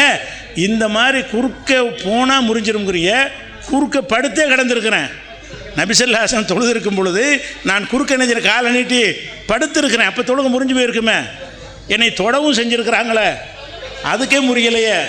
அப்போ இந்த குறுக்க போகிறவரெல்லாம் இப்படி தொழுக முறியும் என்று அவங்க என்ன செய்கிறாங்கன்னா, அது ஒரு அந்த ஹதீஸ் தனக்கு நேர்ந்த சம்பவத்தை வைத்து அப்போ எவ்வளோ கவனிக்கிறாங்க. ஓஹோ, ரசூல் அப்படி சொல்லியிருப்பாங்க, அவ்வளோ கண்ண முடியாது ஆதரிக்கலை. எப்படி சொல்லியிருப்பாங்க? நானே அனுபவப்பட்டிருக்கேனே. நானே நபிகள் நாயத்துக்கு முன்னாடி ஜனாசா மாதிரி குறுக்க இப்படி தொழுவுறாங்க, இப்படி படுத்திருப்பாங்க. அவங்க ரசூலில் எப்படி தொழுவாங்க, ஆயிஷா குறுக்கப்படுத்திருப்பாங்க. அப்போ குறுக்கப்படுத்திருந்தாங்கன்னு சொன்னால் குறுக்க போகிற மாதிரி தானே அது. அப்போ குறுக்கப்படுத்திக்கிட்டு இருக்கும்போது ரசூல்லா தொழுது இருக்கிறாங்க. நான் தொழுவ போகிறேன், நவுண்டுக்கு பொம்பளையெல்லாம் குறுக்க வரக்கூடாது அப்படின்னு ரசூல்லா சொல்லலையே. அப்போ நபிகள் நாயகம் சொன்னதுக்கு மாற்றமாக இவர் எப்படி சொல்லலாம் அப்படின்னு சொல்லி என்ன செய்கிறாங்கன்னா, எதுக்கு சொல்கிறேன்னு கேட்டால் மார்க் அறிவு எப்படி இருக்குது பாருங்கள். எல்லாத்தையும் கவனிக்கிறாங்க. ஒருத்தர் சொன்னால் கண்ணை மூடிட்டு ஏற்றுக்கொள்ளக்கூடாது. இது இஸ்லாமிய அடிப்படைக்கு ஒத்து வருமா, இஸ்லாமிய ஃபண்டமெண்டலுக்கு ஏற்ற மாதிரி சொல்கிறாரா, குரானுக்கு ஏற்ற மாதிரி சொல்லுகிறாரா என்று பார்த்து அதை என்ன செய்கிறாங்க, இதை சொல்கிறாங்க. இதுலேயும் என்ன செய்யலாம்னா அதை சேர்த்துக்கலாம். இதை ஒரு சுமையை ஒரு சுமக்க மாட்டார்னு வருதில்ல, அதுக்கு இது மாற்றமாக இருக்குது. அதாவது நான் தொழுவுனா ஒரு பொம்பளை குறுக்க போனால் அதுக்கு எப்படி நான் எப்படி பொறுப்பாளியாவேன்? வேற ஒருத்தர் செஞ்ச செயல் ஏன் தொழுகை எப்படி பாதிக்கும்? வேற ஒரு நாய் குறுக்க போனால் ஏன் தொழுகை என்னத்துக்கு பாதிக்கும்? அப்போ அந்த பேசிக்கையும் மறுக்குது. இது ஆயிஷா நாயுடைய சந்தித்த அந்த சம்பவத்துக்கு இது மாற்றமாக இருக்குது. அப்போ இதையெல்லாம் கவனித்து என்ன செய்கிறாங்கன்னா எச்சரிக்கை பண்ணுறாங்க, இப்படிலாம் கிடையாது. இப்படி நபிகள் நாயகம் ஸல்லல்லாஹு அலைஹி வஸல்லம் அவர்கள் சொல்லலை, எங்களை நாயாக பார்க்குறாரா என்று யாரையும் வச்ச வகை வைக்க மாட்டாங்க. உமர் ஆச்சு, இப்னு உமர், அபூ ஹுரைரா, அதெல்லாம் கிடையாது. தப்புனா தப்புனா என்னது? குர்ஆனுக்கு மாற்றமாக பேசினா யாராக இருந்தாலும் போல்டாக போட்டு என்ன செய்வாங்க, உடைச்சிருவாங்க. அவங்க உடைச்சது உலகத்துக்கு போயிடும். பல பேருக்கு வந்து கல்வி கேட்க வருவாங்க, எல்லாத்தையும் சொல்லிடுவாங்க. அப்படி பரவிட்டு அவங்கள வாபஸை வாங்கிடுவாங்க. நிறைய பேர் என்ன செய்வாங்க, நாங்கள் தப்பு செஞ்சிட்டோம், ஆயிஷா நாய் தான் கரெக்டாக சொல்லியிருக்கிறாங்க என்று வாபஸ் வாங்கிய சம்பவம்லாம் இருக்குது. அதுக்கு ஒரு சம்பவம் சொல்வதாக இருந்தால், இப்போ நம்ம நோன்பு வைக்கிறோம். நோன்பு வைக்கும் பொழுது குளிக்க தொழுகை நடத்துகிறோம்ல, தொழுகை நடத்துவதாக இருந்தால் நம்ம குளிப்பு கடமையாக இருக்குன்னு வைங்க. குளிக்காமல் தொழ முடியுமா? கணவன் மனைவி சந்தோஷமாக இருந்து விட்டு சுப நேரத்தை அடைகிறாங்க, குளிக்காமல் தொழ முடியுமா? அவங்க இல்லறத்தில் ஈடுபட்டால் என்ன செஞ்சாகணும், குளிச்சாகணும். குளிச்சுட்டு தான் தொழுக வேண்டும். குளிப்பு கடமையாக இருக்கும் பொழுது குளிக்காத முறையில் என்ன செய்யக்கூடாது, தொழுகை நடத்தக்கூடாது என்று அறிந்து வைத்திருக்கிறோம். இது அபூ ஹுரைரா என்ன பண்ணுறாருன்னு கேட்டால், நோம்பும் இப்படி தான் நினச்சிக்கிட்டார் அவர். தொழுகைக்கு தான் இந்த சட்டம். நோம்பு நீங்கள் இல்லறத்தில் ஈடுபட்டு சுபுகு நேரத்தில் வரும்போது குளிப்பு கடமையாக இருந்தீங்கன்னு வைங்க, உங்களுக்கு நோம்பு கிடையாது அப்படிங்கிறாரு. அவர் எதுலேருந்து கேட்குறாரு, தொழுகை மாதிரி நினச்சிக்கிட்டார் அவர்.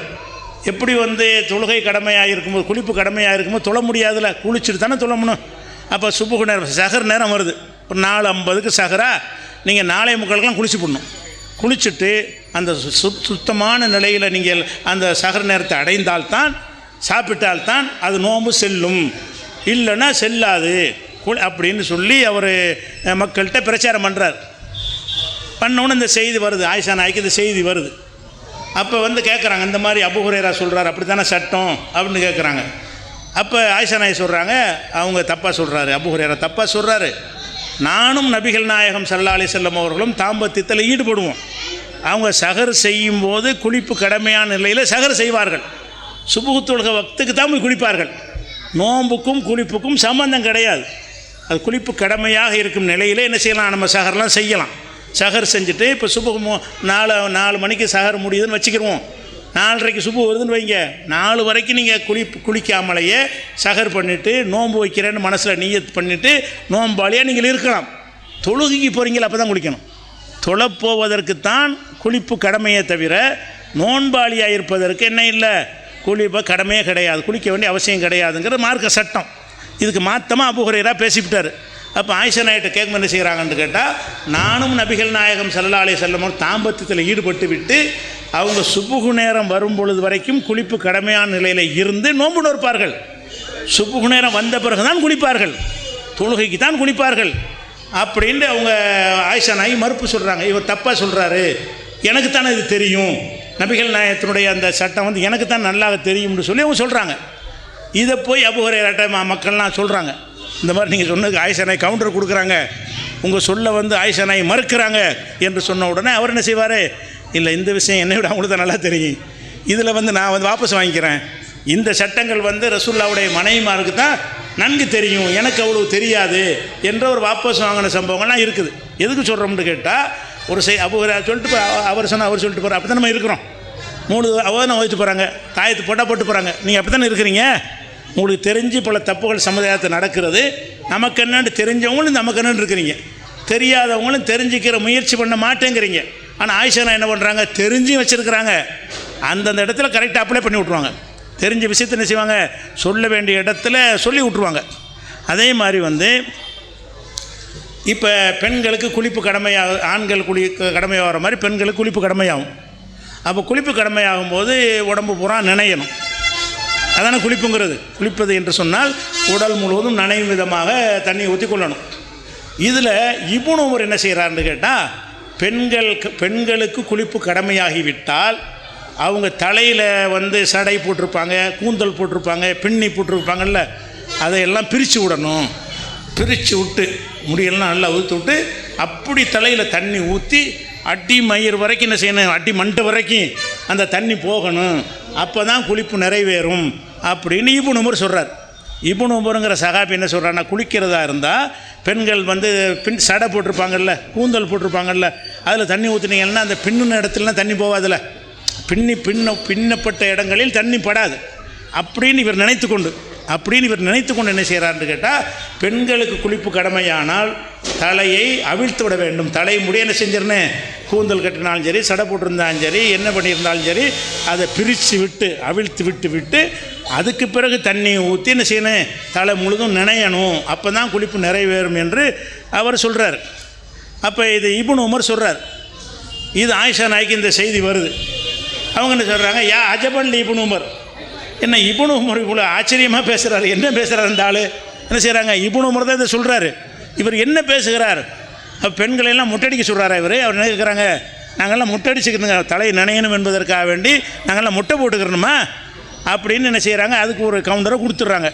கொடுத்துட்டு என்ன செய்கிறாங்கன்னு கேட்டால், வந்து ரசூல் ஸல்லல்லாஹு அலைஹி வஸல்லமோடு சேர்ந்து நானும் ரசூலுல்லாஹ்வும் குளிப்போம். குளிப்பு கடமையாகின பிறகு கணவன் மனைவி சேர்ந்துலாம் குளிக்கலாம், அதெல்லாம் மார்க்கத்தில் தடை இல்லை.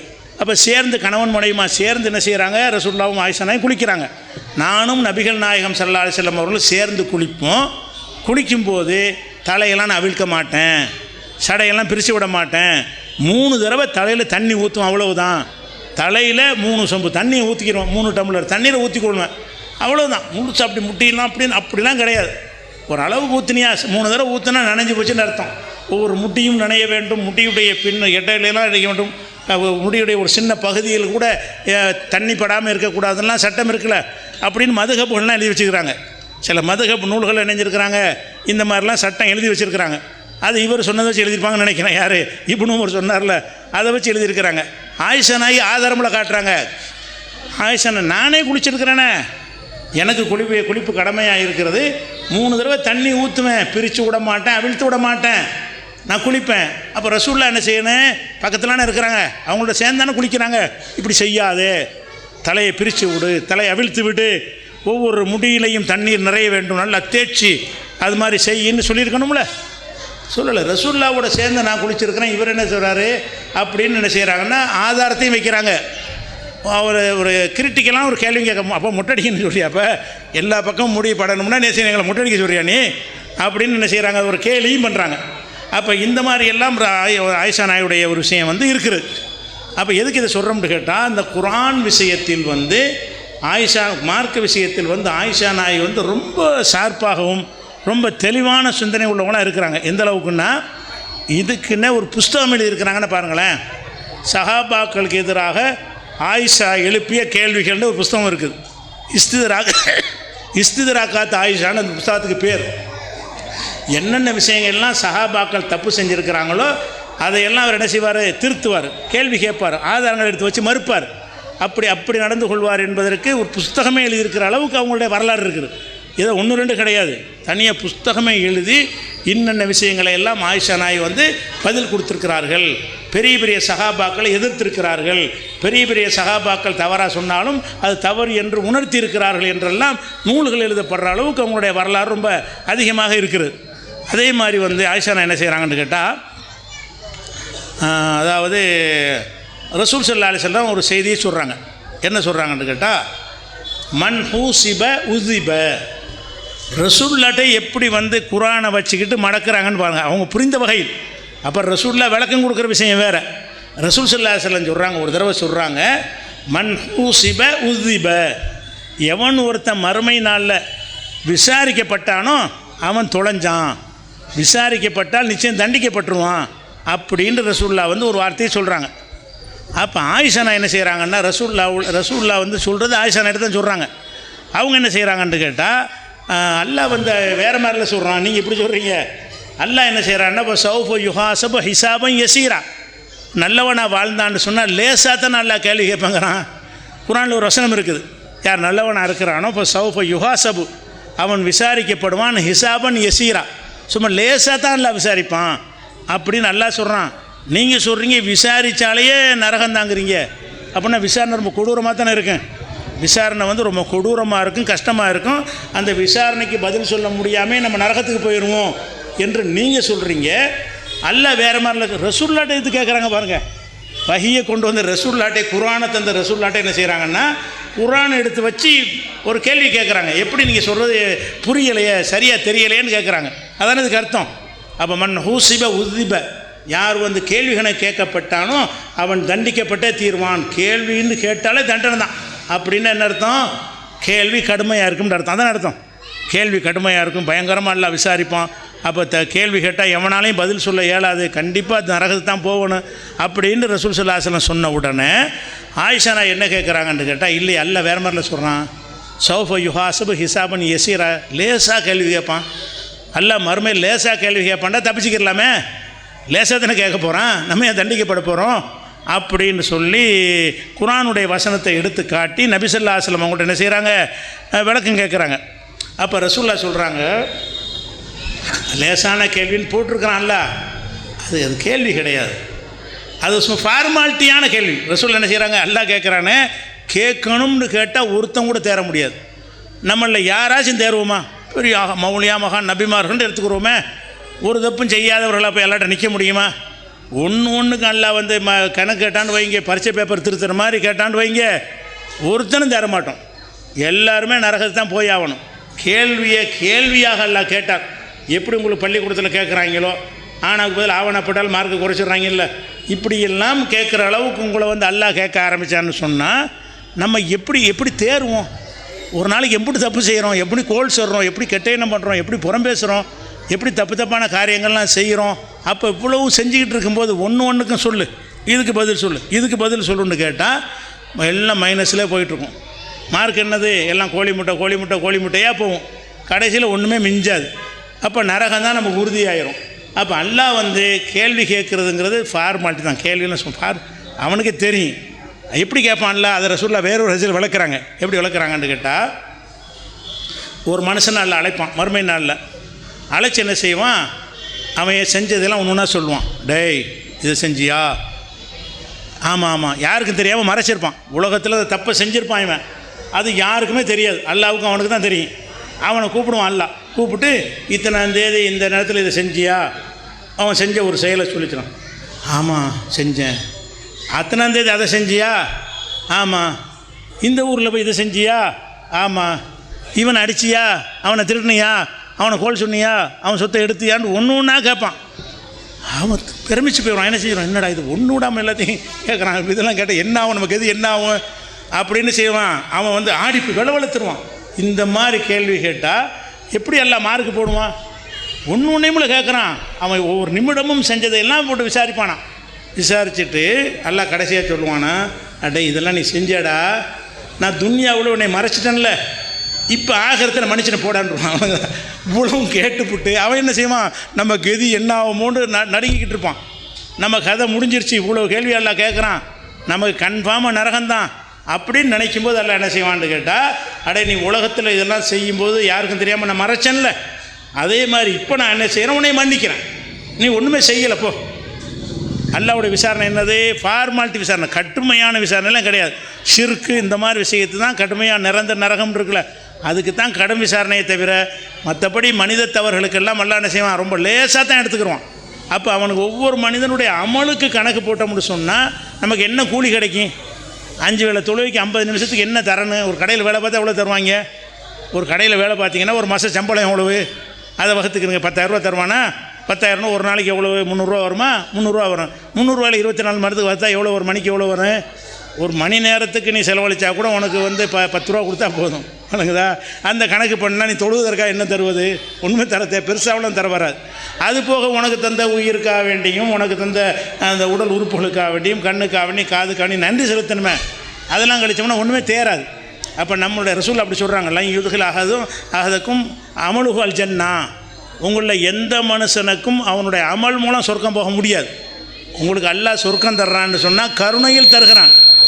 நம்ம செஞ்சிட்டோம் அப்படின்னு எவனும் போக முடியாது. அப்போ எந்த ஒரு மனிதனாக இருந்தாலும் அவனுடைய அமல்கள் சொர்க்கத்தில் சேர்க்காதீங்க, பத்தாது. நம்ம செய்கிற 24 மணி நேரம் அமல் செஞ்சால் கூட அது உங்களை சொர்க்கத்தில் சேர்க்காது. அவன் தந்திருக்கிற அருள் கூட இருக்க அதுக்கே அது பத்தாது. நீங்கள் இது வரைக்கும் அனுபவிச்சு ஒவ்வொரு மூச்சு விட்றீங்களா, அதுக்கு சரியாக போச்சுங்க. நீங்கள் செஞ்சு அனுபவிக்கிற அம்பூட்டுக்கும் ஒரு மூச்சை விட்றதுக்கு மூச்சு இழுக்கிறதுக்கு எல்லாம் கணக்கு நேரம். மற்றதுக்கெல்லாம் பார்க்குறதுக்கு கேட்குறதுக்கு திங்கிறதுக்கு உங்களுக்கு அதுக்கெல்லாம் எப்படி நன்றி செலுத்துவீங்க? அப்போ நம்முடைய அமல்கள் வந்து சொர்க்கத்தில் சேர்க்காது என்று ரசூலுல்லாஹ் சொல்கிறாங்க. அப்போ சஹாபாக்கள் கேட்குறாங்க, உங்களுக்குமா அல்லாஹ்வுடைய தூதர்னு கேட்குறாங்க. அமலை கொண்டு சொர்க்கத்துக்கு நாங்கள் வேண்டாம், எங்கள் அமல் வேண்டாம் போயிட்டு போகுது, உங்கள் அமலுக்கு சொர்க்கம் கிடைக்காதா? நீங்களும் இப்படி தானா அப்படின்னு கேட்குறாங்க. அப்போ ரசூலுல்லாஹ் சொல்கிறாங்க, ஆமாம், இல்லா ஐயத்த கம்மதனி அல்லாஹு பி ரஹமத்தின், அவனுடைய அருளால் என்னை அல்லாஹ் போர்த்தி கொண்டாலே தவிர நானும் அப்படித்தான். அவனா கருணை செஞ்சு போ சொர்க்கத்துக்குண்டானே தவிர கணக்கு பண்ணுனா என்னுடைய தப்புக்கும் தண்டனை கிடைக்கும், என்னுடைய நன்மைகளுக்கும் இவ்வளோ பெரிய பரிசுகள்லாம் கிடைக்க வாய்ப்பு இல்லை. கருணை தான். அல்லாஹ் சொர்க்கத்தை கொடுக்குறது என்னது? கருணை அடிப்படையிலாம் தருகிறான். அப்படிங்கிறதுனால அல்லாஹ்வுடைய விசாரணை என்பது வந்து சும்மா ஃபார்மாலிட்டி. ஒன்று நுணுக்கணும். எல்லாத்தையும் ரெக்கார்டு வச்சுருப்பான்ல, மாளிகாதில் அந்த பேப்பரை கையில் நம்மள்கிட்ட கொடுத்துருவான். அந்த பதிவேட்டை கொடுத்தவொன்னே என்ன செய்வான்? அந்த மனுஷன் பார்ப்பான், அதில் எல்லாமே இருக்கும். என்ன இருக்கும்? அவன் வயசுக்கு வந்ததில் இருந்து அவன் சாவுற வரைக்கும் என்னென்னலாம் செஞ்சானோ நினச்சானோ பண்ண அம்பிட்டு அதில் இருக்கும். அதை வாங்கிட்டு அவனே சொல்லுவான், மாளிகாதல் கிதாப், இது என்னடா ஒரு பதிவேடாக இருக்கிறது. லா யுகாதிரு சகீரத்தன் உலா கபீரத்தன் இல்லை அகசாகா, சின்னது பெருசு ஒன்றும் விடாமல் எழுதியிருக்க. அவன்கிட்ட பேப்பரை கொடுத்துருவாங்கல்ல, நீ மார்க்கை போட்டுக்கடா. அந்த மறுமையில் போனவொன்னு எல்லாம் என்ன செய்வான்? உன் பரீட்சை பேப்பர் இந்த இருக்குது, நீ போடு மார்க்க. பார்ப்பான், என்னடா சின்னது பெருசு ஒன்றும் விடாமல் இருக்குது, நமக்கே யாவமுலாம் இருக்க அப்படி நினச்ச விஷயமா. வஜது மா அமெலு ஹாதிரன், கண் முன்னால் தாங்கள் செய்தெல்லாம் அப்படி பார்ப்பார்கள். அப்படி தந்துட்டு பட மன்னிச்சுட்டான் இவ்வளோ செஞ்சு விட்டு நம்ம கதை முடிஞ்சிருச்சுன்னு நினைப்ப உண்டாக்கி விட்டு நான் உன்னை மன்னிச்சுனா ஓட சொர்க்கத்துக்குன்றான்ல. அப்போ இந்த கருணையை கொண்டு தான் சொர்க்கத்துக்கு போகிறோமே தவிர விசாரணைன்னு அவன் ஒழுங்காக உலகத்தில் விசாரிப்பான்ல. ஒரு சாதாரண ஒரு வழக்கை எத்தனை வருஷம் நடத்துகிறான்? ஒரு சின்ன ஒரு விஷயத்துக்காக வேண்டி எத்தனை வைக்கிறான்? பல வருடங்கள் வழக்கு நடத்துகிறான். அவனை விசாரி, இவனை விசாரி, அந்த சாட்சியை கொண்டு வா, அந்த சாட்சியை கொண்டு வா, அந்த எவிடன்ஸை கொண்டு வா, அந்த பேப்பரை கொண்டு விசாரிக்கிறான்ல. இப்படியெல்லாம் ஒன்றையும் விசாரிக்க ஆரம்பித்தோம் என்று சொன்னால் நம்மளில் யாராச்சும் தேருவோமா? யாரும் தேர மாட்டோம். நபிமார்கள் ரசூலுல்லாஹ் தேர மாட்டேங்கிறாங்களே. அவன் கருணை செஞ்சாலே தவிர எனக்கு அப்படி தான். அவனா அருள் செஞ்சு நீ போ, நான் உனக்கு கருணை செஞ்சுட்டேன் அப்படின்னு அனுப்புனா தான் சொர்க்கத்துக்கு போக முடியும். அப்போ ரசூலுல்லாஹ் என்ன செய்கிறாங்கன்னு கேட்டால், நீ கேட்குற யார் அதாவது கேள்வி கேட்கப்படுவானோ அவன் தண்டிக்கப்படுவான்னா இதுதான் அர்த்தம். தண்டிக்க தான் படுவான். அல்லாஹ் லேசாக விசாரிப்பேங்கிறானே, அது விசாரணை கிடையாது, சும்மா ஃபார்மாலிட்டி விசாரணைங்கிற ரசூலுல்லாஹ் சொல்கிறாங்க. அல்லாஹ் லேசாக விசாரிப்பான்னு குரானில் இருக்க தான் செய்யுது. அதுக்கு என்ன அர்த்தம்னு கேட்டால், அதாலிக்கல் அருள்துன்னா ஃபார்மாலிட்டி விசாரணை. அது ஒரு ஃபார்மாலிட்டிக்கு ஒரு பேச்சுக்கு உள்ள விசாரணை தானே தவிர நிஜமாக விசாரித்தான்னு சொன்னால் கதை முடிஞ்சிச்சு அப்படின்னு ரசூல் ஸல்லல்லாஹு அலைஹி விளக்கம் கொடுக்குறாங்க. அது நமக்கு டாபிக் இல்லை. டாபிக் என்னன்னு கேட்டால், இதை வந்து ஆயிஷா நாய் வந்து ரசூலாட்ட கேட்குறாங்களா, தான் டாபிக். அதாவது ரசூலுல்லாஹ் ஒரு விஷயத்தை சொல்கிறாங்க, உடனே குரான் ஞாபகத்துக்கு வருதில்ல. ஏன்னா ரசூலுல்லாஹ் எப்படி சொல்கிறாங்க, குரானில் வேறு மாதிரிலாம் இருக்குது. ரசூலுல்லாஹ் சொன்னதுலேயே கேள்வி கேட்கணும்னு வர்றதா இருந்தால் எவ்வளோ ஞானம், எவ்வளோ அறிவு, குரான் பற்றி அறிவு எவ்வளவு இருந்தால் ரசூலுல்லாஹ் கேள்வி கேட்குறப்ப சொல்கிறாங்க. அவன் கேள்வி கேட்குற வசனத்தை எடுத்து இந்த காலத்தில் கம்ப்யூட்டர் லேப்டாப்பு இண்டக்ஷன்லாம் இருந்துச்சா எடுத்து டக்குன்னு பார்க்குறதுக்கு? நம்ம இன்றைக்கி கேட்டால் இன்றைக்கி என்ன சொல்லிவிடலாம், எந்த தலைப்பு எடுத்தாலும் என்ன நீங்கள் ஆண்ட்ராய்டு மொபைலில் என்ன செய்யலாம், எந்த ஹதீஸ்ன்னு எடுத்து சொல்கிற அளவுக்கெல்லாம் சாஃப்ட்வேர்கள் அப்ளிகேஷன்கள்லாம் இருக்கிறது. அந்த காலத்தில் ஒரு வெறும் நினைவாற்றல் மட்டும்தான், வெறும் யாவோ சக்தி மட்டும்தான். அந்த யாவோ சக்தி மட்டும் இருக்கிற காலத்தில் ரசூல்லா சொன்னவன்னு என்ன செய்கிறாங்க, ரசூல்லா சொன்னது இந்த வசனத்தோடு மோதுற மாதிரி எனக்கு தெரியுதுங்கிறாங்க. அப்படி தானே கேட்குறாங்க. ரசூல்லா மோதலன்னு விளக்கம் கொடுக்குறாங்க. அப்போ நபிகள் நாயகம் ஸல்லல்லாஹு அலைஹி வஸல்லம் சொன்ன ஒரு விஷயம் குர்ஆனுக்கு ஒத்து வரலைன்னு சொல்கிற மாதிரி தெரிஞ்சால் விளக்கம் கேட்குற அளவுக்கு ஞானம், அதுக்கு சந்தேகத்தை நிவர்த்தி பண்ணுற அளவுக்கு என்ன இருக்கிறது, ஞானம் இருக்கிறத பார்க்குறோம். அப்போ இந்த மாதிரியாக ஆயிஷா நாயகி அவர்கள் வந்து விவரமாக, எதுக்கு இந்த ஆயிஷா நாயகியோட விவரத்தை நம்ம சொல்கிறோம் என்று சொன்னால், பெண்கள் வந்து இப்படி விவரம் உள்ளவங்களாக இருந்து அவங்கள ஏமாற்ற முடியுமா? இவ்வளவு நாலேஜோடு நீங்கள் இருந்தீங்கன்னு சொன்னால் உங்களை கத்த முன்னும் பாத்தியான என்னென்னத்தையோ கொண்டாந்து மார்க்கத்தில் சொல்லிவிட்டாங்களே, நீ விவரமாக இருந்தால் இது எந்த வயத்திலடா இருக்குது, எந்த அதிசயில் இருக்குன்னு கேட்டிருப்பீங்களா இல்லையா? தர்காவுக்கு போயிட்டு இருக்கிறத பற்றி நீங்கள் குர்ஆனில் வந்து அல்லாஹ் வந்து செத்தவங்க கேட்க மாட்டாங்கன்னு சொல்கிறான். நீ செத்தவங்களை கேட்குறது தீன் என்று உனக்கு சொல்லித்தர்றாங்க, நீ ஏன் கேட்கல? உனக்கு நாலேஜ் இல்லை. அதே மாதிரி இந்த மூலதுக்கு கிதாபுல ஒன்று எழுதிச்சிருப்பாங்க. உதாரணத்துக்கு புரிஞ்சுக்கிறதுக்காக சொல்கிறேன், நம்ம எப்படி நம்ம வந்து மார்க்கறிவு இல்லாத மூடர்களாக இருந்தோம் என்பதற்காக வேண்டி 6 மூலதுக்கு கிதாபுன்னு ஒரு கிதாப் எழுதி வச்சுருப்பாங்க. அதில் என்ன செய்வாங்கன்னு கேட்டால், கொடிய நகுசு, அரபு தமிழில் ஒரு பாட்டு எழுதி வச்சுருப்பாங்க. ஃபீ பயானி கொடிய நகுசு, நகுசுனா பீடை, கெட்ட பீடை பற்றிய பாடம் அப்படின்னு போட்டு அதில் ஒரு கவிதை எழுதியிருப்பாங்க. கவிதைனா தமிழ் கவிதை தான், அரபுல எழுதியிருப்பாங்க, அரபு தமிழ். அதுக்கு அதில் என்ன எழுதியிருப்பாங்கன்னு கேட்டால், நிகழ்த்தும் ஒடுக்கத்தின் புதன் வாரத்தை நெடியோன் நகுசு என்றான் குர்ஆனில். ஒடுக்கத்து புதன் இருக்குல்ல, அது வந்து பீடை என்று குர்ஆனில் இருக்குன்ட்டு படித்து எழுதி வச்சுக்கிறாங்க. அதை மூலதுக்கு கிதாபுன்னு வீட்டில் உட்காந்து நம்ம படிச்சுட்டு இருக்கிறோம். அப்போ குர்ஆனில் எங்கடா இருக்குன்னு ஒரு போய் கேட்கல, அவன் வேறு என்னத்தையும் சொல்லித்தாலும் பரவாயில்ல, வேறு ஏதோ கருத்தை சொன்னால் பரவாயில்ல. எப்படி சொல்கிறான், நிகழ்த்தும் ஒடுக்கத்தின் புதன் வாரத்தை உங்களுக்கு தெரியாத பாஷையில் சொன்னால் கூட பரவாயில்லை, அரபு தமிழ்லாம் போட்டிருக்கிறான். அதை வாசித்தா தமிழாக அரபி எழுத்தாக இருக்கும், வாசித்தா தமிழாகத்தான் இருக்கும். அதில் எப்படி படிச்சிருக்கிறான், நிகழ்த்தும் ஒடுக்கத்தின் புதன் வாரத்தை நெடியோண்டா இறைவன், நெடியோன் நகுசு என்றான் குர்ஆனில். ஒடுக்கத்து புதன், அந்த ஒடுக்கத்து புதன் கொண்டாடுவாங்க தெரியுமா? சஃபர் மாதத்துடைய கடைசி புதன்கிழமைக்கு பேர் என்னது, ஒடுக்கத்து புதன். அந்த ஒடுக்கத்து புதனில் எக்கச்சக்கமான பீடைகள் இறங்குது, முசீபத்துகள்லாம் இறங்குதான். அதுக்கு என்ன செய்யணுமா, அதுக்காக வேண்டி இந்த மா இலையில் அல்லது பனை ஓலையில் அல்லது தட்டுக்களில் சில வாசகங்களை எழுதி அதை கரைச்சி குடிப்பாங்க. என்றைக்கு, அந்த ஒடுக்கத்து புதன் அன்னைக்கு அந்த கரைச்ச தண்ணியை உடம்புலாம் தெளிச்சிக்கிடுவாங்க. அதுக்கு அச்சறத்துக்கு பயங்கர வருமானம். அன்னைக்கு உட்காந்து எழுத ஆரம்பிப்பார். ஒவ்வொரு இலைக்கு என்ன செய்கிறது, 10 ரூபா 20 ரூபான்னு விற்பார். அது பாட்டு காசு குவிஞ்சிக்கிட்டே இருக்கும். இந்த ஒடுக்கத்து புதனுக்கு ஒரு ஊரில் மாயிலை எழுதி கொடுப்பாங்க, சில எங்கள் ஊரில் எல்லாம் பனை ஓலை எழுதி கொடுப்பாங்க, சில ஊர்களில் வந்து தட்டில் இருக்குல்ல, இப்போ சைனா பீங்கான்பாங்கள்ல, பீங்கான் தட்டு, அந்த பீங்கான் தட்டில் என்ன செய்வாங்கன்னு கேட்டால் சில அரபியில் சில வாசகத்தை எழுதி இதை கொண்டே கரைச்சி குடிங்க. எதுக்குடா கரைச்சி குடிக்கணும்னா, பீடை இறங்குது, பீடை இறங்குனா என்ன செய்யணும், இதை கரைச்சி குடித்தா பீடை அடிச்சிடும். அங்கேருந்து பீடை முசீபத்து இறங்குதான். அந்த பீடையை அடிப்பதற்கு உரியது பவர் எங்கே இருக்குதான், இவர்கிட்ட இருக்குதான். இவர் எழுதி தர்றதை எழுதிட்டு தான் மை தானுங்க, அது எழுதிட்டு கரைச்சாது என்னது, மை தானே. நீங்கள் அல்ஹம்துலில்லாஹ்னு எழுதி கரைச்சாலும் அந்த மை தான், அறிவு கட்ட முட்டா பேரண்டு எழுதிட்டு கரைச்சாலும் அந்த மை தான். ரெண்டையும் டெஸ்ட்டு கொடுத்தேன்னா ஒரே ரிசல்ட் தான் வரும். ரெண்டையும் கொண்டு லேபில் கொடுத்தா என்ன வரும், அதில் என்ன இருக்குது, இதில் உள்ளது அதில் இருக்கும். இதில் என்ன சாதாரண ஒரு புத்தி கூட இல்லாமல் எழுதிட்டு ஓத சொன்னால் ஒரு அர்த்தமாச்சு இருக்குது. எழுதுனதை கரைச்சி குடிங்கிறான். கரைச்சி குடிக்கிறது எங்கடா படிச்சுன்னு யாராவது கேட்டிங்களா? இன்றைக்கி வரைக்கும் ஒடுக்கத்து புதன் பண்டிகை கொண்டாடப்படுகிறத பல ஊர்களில். இந்த பகுதியெலாம் இருக்கா ஒடுக்கத்து புதனே? இருக்கா ஒடுக்கத்து புதன் இருக்கா? என்ன நீங்கள் சொல்லுங்கள், இருக்கா? இருக்குது பாருங்கள், இப்போ இருக்குதான், இந்த நூற்றாண்டில் இருக்குது. அப்போ ஒடுக்கத்து புதன்கிற பேரில் அன்றைக்கி பீடை ஏண்டா பீடை இறங்குதுன்னு கேட்டால் அதுக்கு ஒரு காரணம் சொல்கிறான். ரசூல்லா வந்து அந்த சஃபர் மாதத்தில் வந்து நோய்வாய்ப்பட்டு இருந்து அன்னைக்கு தான் குணமடைஞ்சாங்களாம், குளிச்சுட்டு குணமடைஞ்சாங்களாம். அதனால அது பீடைங்கிறான். ஏன்னா குணமடைஞ்சது பீடையா, நோய்வாய்ப்பட்டது பீடையா? புதன்கிழமை குணமடை அவனே கதை சொல்கிறான். என்ன சொல்கிறான், சஃபர் மாதத்தில் நோய்வாய்ப்பட்டார்கள், புதன்கிழமை அன்றைக்கு குளித்து சுத்தமாக என்னஞ்சாங்க, பீடையிலிருந்து விடுபட்டார்கள் அப்படின்றதுனால அது பீடை நாளுங்கிற. அப்போ குணம் அடைஞ்ச நாள் பீடை நீங்கின நாள் தானே, அதே பீடை நாள் ஆகுது. அதுக்கு முந்தின நாள் தானே பீடைங்கன்னு. அப்போ ரசூல்லாவுக்கு நோய் வந்ததுனால பீடை நாள்னு சொல்வாயானால், அப்போ ரசூல்லா மரணித்த ரபியுல் அவ்வல் 12 ஏன் பீடைன்னு சொல்ல மாட்டேங்கிற? மரணித்தது பெரிய முசீபத்தா, நமக்கு நோய்வாய்ப்பட்டது முசீபத்தா? அல்லாஹ்வுடைய ரசூல் நோய்வாய்ப்பட்டது ஒரு சின்ன ஒரு பாதிப்பு, அவங்க மரணித்து போனது நமக்கு பெரிய பாதிப்பு தானே. இருந்தால் கொஞ்சம் நாளைக்கு இருந்தால் நிறைய விஷயங்கள் தெரிஞ்சிருப்போமே. அப்போ நபிகள் நாயகம் ஸல்லல்லாஹு அலைஹி வஸல்லம் மரணித்தது எந்த மாதம்? ரபியுல் அவ்வல்ல. ரபியுல் 12 பிறந்தது 12 கிடையாது, ஆதாரம் கிடையாது. ரசூலுல்லாஹ் 12 தான் பிறந்தாங்கன்னு கொண்டாடிட்டு இருக்கிறாங்க. நபிகள் நாயகம் அவர்கள் பிறக்கும்போது எந்த ரெக்கார்டும் கிடையாது. அந்த காலத்தில் ஜனன மரண பதிவு புத்தகம்லாம் கிடையாது, பஞ்சாயத்து போர்டில் பதிவு செய்யலாம் கிடையாது. பிறந்து யார் பிறந்தாலும் யாருக்கும் தெரியாது. அது அவங்களோட குடும்பத்தாராக தெரிஞ்சு வச்சுக்கிறாங்களே தவிர ரசூலுல்லாஹ் பிறக்கும்போது நபியாக பிறந்தாங்க ஒரு குழந்தை, அவ்வளோதான். இது எல்லோரும் ரெக்கார்ட் பண்ணி வச்சுருக்க மாட்டாங்க. இறக்கும்போது தலைவராக மரணிக்கிறாங்க, மரணிக்கும் போது இறை தூதராக மரணிக்கிறாங்க, ஒரு வல்லரசு அதிபராக மரணிக்கிறார்கள். அந்த டேட்டு ரெக்கார்டு இருக்குது. ரபியுல் அவ்வல் 12 மரணித்தார்கள். இவங்க மரணித்த நாளை பிடிச்சி பிறந்த நாள் மீலாதுல்லான்னு கொண்டாடுறாங்க. அது எந்த நாள்? உண்மையில் பார்த்தா ரசூலுல்லாஹ் மூத்தா போன நாள். ரபியுல் பிறந்த நாள் 12 கிடையாது. என்னைக்கு பிறந்தாள் என்பதுக்கு ஆதாரம் கிடையாது, எந்த மனிதருக்கும் இருக்காது.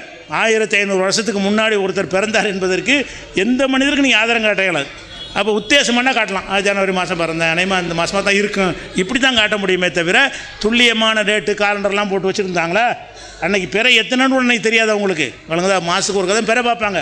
அப்போ இத்தனை நாளில் பிறந்தாங்கன்னா அப்படி யாருக்கும் என்ன செய்ய முடியாது, சொல்ல முடியாது.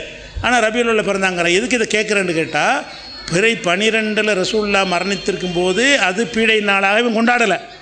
ரசூலுல்லாஹ் நோய்வாய்ப்பட்டு குணமாயிட்டாங்க. சஃபரில் நோய்வாய்ப்பட்டாங்களா? சஃபருக்கு அப்புறம் அவங்க எந்திரிச்சு முஹர்ரத்தில் இருந்தாங்க. ரபியுல் அவ்வல்ல 12 நாள் 45 நாள் உசுரோடு வந்துருக்குறாங்க. அப்போ அந்த 45 நாள் இருந்துட்டு தான் மௌத்தா போகிறாங்க. அப்போ மௌத்தா போன நாளை பீடைன்னு சொல்லாமல் நோயிலேருந்து எந்திரிச்ச நாளை பீடைங்கிறான். சரி, அப்படி எந்திரிச்சே இருந்தால் கூட ஒரு நோயிலேருந்து எந்திரிச்சதுன்னா நமக்கு பீடையாகுமா? ஒரு மனிதருக்கு வரக்கூடிய துன்பம் அவருக்குள்ளே தானுங்க. எனக்கு நோய்னா எனக்கு தானே நோய், உங்களுக்கு என்ன அதனால என்ன? ரசூலுல்லாஹ்வுக்கு அல்லாஹ் நோயை கொடுத்தான்னா அவங்களுக்கு அது கெட்ட நாள். எனக்கு நோயை கொடுக்கல, எனக்கு ஆரோக்கியத்தை கொடுத்தா எனக்கு நல்ல நாள். அப்படி தானே அது உலகத்தில். ஒவ்வொரு மனிதனுக்கும் ஒரு மனுஷன் வீட்டில் இளவு விழுந்தால் எல்லாருக்கும் இளவு விழுந்துருமா?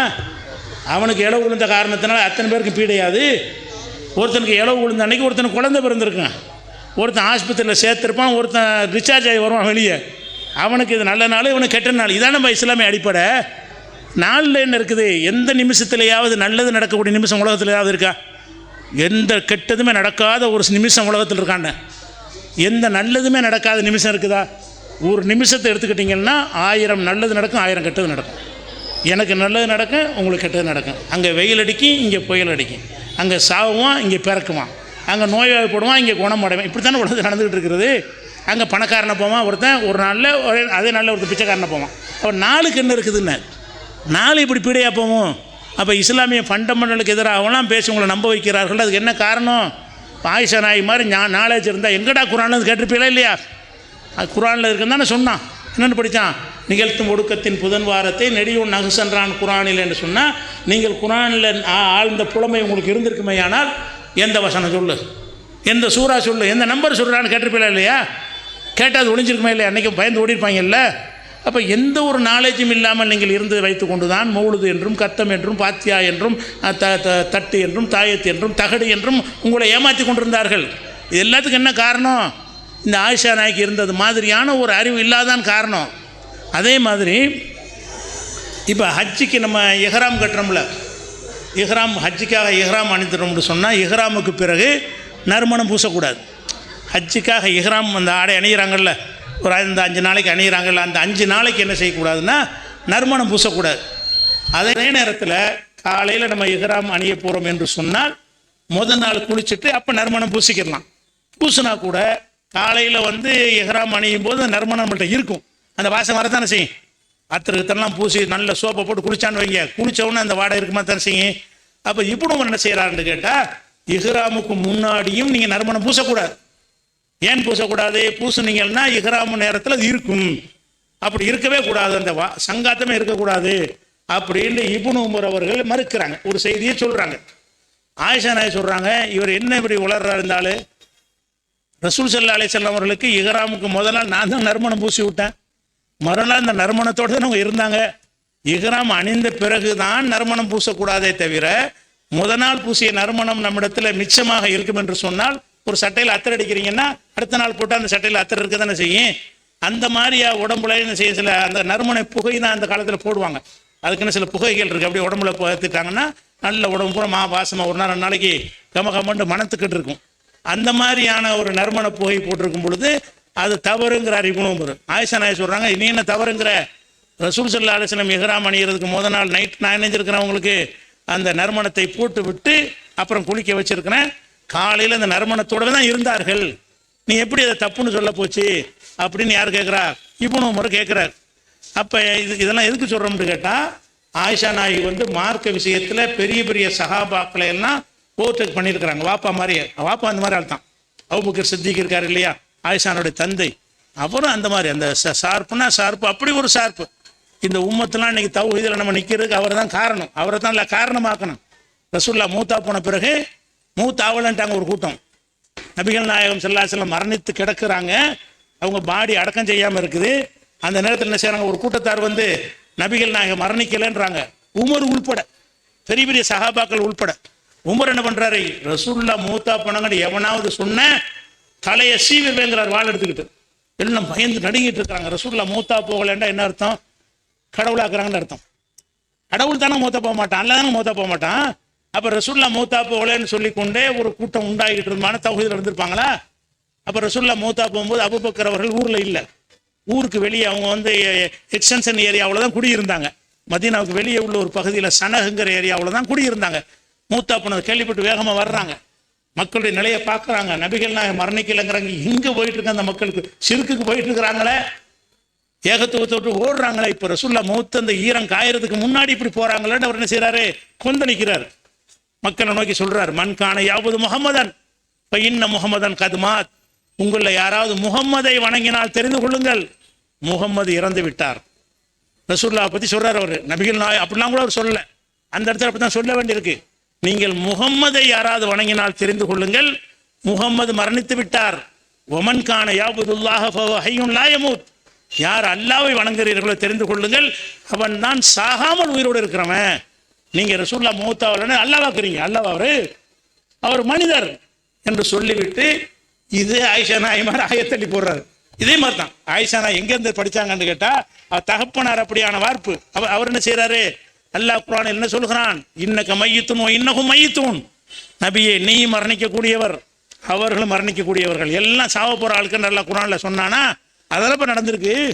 அல்லாஹ் சொன்னதான் நடந்திருக்கு. சாவலங்கிற அம்மா முகமது இல்லா ரசூல், முகமது தூதர் தான். கது ஹலத்து மின் கபலி ரசூல், அவருக்கு முன்னால் பல தூதர். இதெல்லாம் குர்ஆன் வசனம். இதெல்லாம் அள்ளி போடுறாங்க. எப்படி ஆயிஷா நாயகி பிரச்சனை வரும்போது ஆயத்தை அள்ளி போடுறாங்களோ அந்த மாதிரி அபூபக்கர் என்ன செய்கிறார், அந்த மக்கள் மத்தியில் இந்த வசனத்தை அள்ளி போடுறாரு. அம்மா முகமது இல்லா ரசூல், முகமது தூதர் தான். கது ஹலத்து மின் கபலி ரசூல், அவருக்கு முன்னாடி பல தூதர்கள் போய்விட்டார்கள். அவை மாத்தவு குத்தில இன்கலப்துமல் ஆக்காபிக்கும். இவர் கொல்லப்பட்டு விட்டால், இறந்து விட்டால் வந்த வழியே போயிடுவீங்களா? முகமதுக்கு தான் அந்த மார்க்கத்துக்கு வந்தீங்களா? அவர் இறந்து விட்டதுனால நீங்கள் பழைய வழிக்கு நாங்கள் அவர் சாவலன்னு சொல்லிட்டு கடவுளாக பார்க்குறீங்களா என்று ஒரு வசனத்தை முன்னாடியே எல்லாம் இறக்கி வச்சிருக்கிறான். உஹது போகிற நேரத்தில் அந்த வசனம் எடுத்து இந்த இடத்துல போடுறாங்க. எல்லாம் விரவழுத்து போய் அம்புட்டு பேரும் உமருடைய கையில் உள்ள காலை வாழை கீழே விழுந்துருச்சு. அபூபக்கர் பக்கம் வந்துட்டாங்க. அப்படி செய்யாமல் இருந்தால் நம்மளாம் ரசூல்லா வழிபடக்கூடிய சமுதாயம் மாறி போயிருப்போம். அவரை கொண்டு அல்லாஹ் என்ன செஞ்சான், ஏகத்துவத்தை அபூபக்கரை கொண்டு காப்பாற்றினான். அபூபக்கர் எப்படி இந்த மாதிரி குர்ஆனை கொண்டு அந்த சமுதாயத்தை நல்வழிப்படுத்தினாரோ அதே மாதிரி ஆயிஷா சித்திகா ரலியல்லாஹு அன்ஹா அவர்களுக்கு குர்ஆனை கொண்டும் அவர்களுக்கு நபிகள் நாயகத்தோடு இந்த வாழ்க்கையில் கிடைத்த ஞானத்தை கொண்டும் அவர்களுக்கு அல்லாஹ் வழங்கிய அறிவை கொண்டும் இணைஞ்சிருக்கிறாங்க. கூர் தீர்த்தியவர்களாக அனைத்து தவறுகளையும் கண்டித்திருக்கிறார்கள். இப்படிப்பட்ட ஆலிமாக்களாக நீங்கள் உருவாக வேண்டும். சும்மா இந்த பேப்பரை வாங்கிட்டு போறலாம் ஒன்றுக்கு உதவாது. குர்ஆனோடு உங்களுடைய தொடர்புகளை அதிகப்படுத்திக் கொள்ள வேண்டும். குர்ஆனை வாசி அதில் என்ன சொல்லுது என்று சிந்தனை ஏற்றிக்கொள்ள வேண்டும். குர்ஆனை படிக்கணும், தமிழாக்கத்தை படிக்கணும். ஒவ்வொரு வசனமும் என்ன சொல்லுது, அது என்னென்ன கருத்தெல்லாம் எடுக்க முடியும், இதில் என்னென்ன கருத்தெல்லாம் அடங்கி இருக்குது என்று சிந்தித்து விளங்கக்கூடியவர்களாக நீங்கள் இருந்தீர்கள் என்று சொன்னால் நீங்களும் ஒரு ஆயிஷா சித்திகாவை போல ஒரு பெரிய ஆலிமாக்களாக உருவாகலாம். அப்படி உருவாகக்கூடிய ஆலிமாக்களாக உங்களை ஆக்கி அருள் அல்லாஹ்விடத்தில் துஆ செஞ்சு நிறைவு செய்கிறேன். வாஹிரு தாவானா அல்ஹம்துலில்லாஹி ரப்பில் ஆலமீன். அஸ்ஸலாமு அலைக்கும். அஸ்ஸலாமு அலைக்கும். அந்த உரையில் ஒரு செய்தியை நான் விட்டுட்டு அதை கேட்குறாங்க. 3 விஷயம்னு சொன்னேன்ல, ஆயிஷா நாயை வந்து 3 விஷயத்தை சொன்னால் அவர் போய் சொல்கிறார். 2 தான் சொன்னேன், ஒன்று மறந்துட்டேன். அது என்னன்னு கேட்குறாங்க.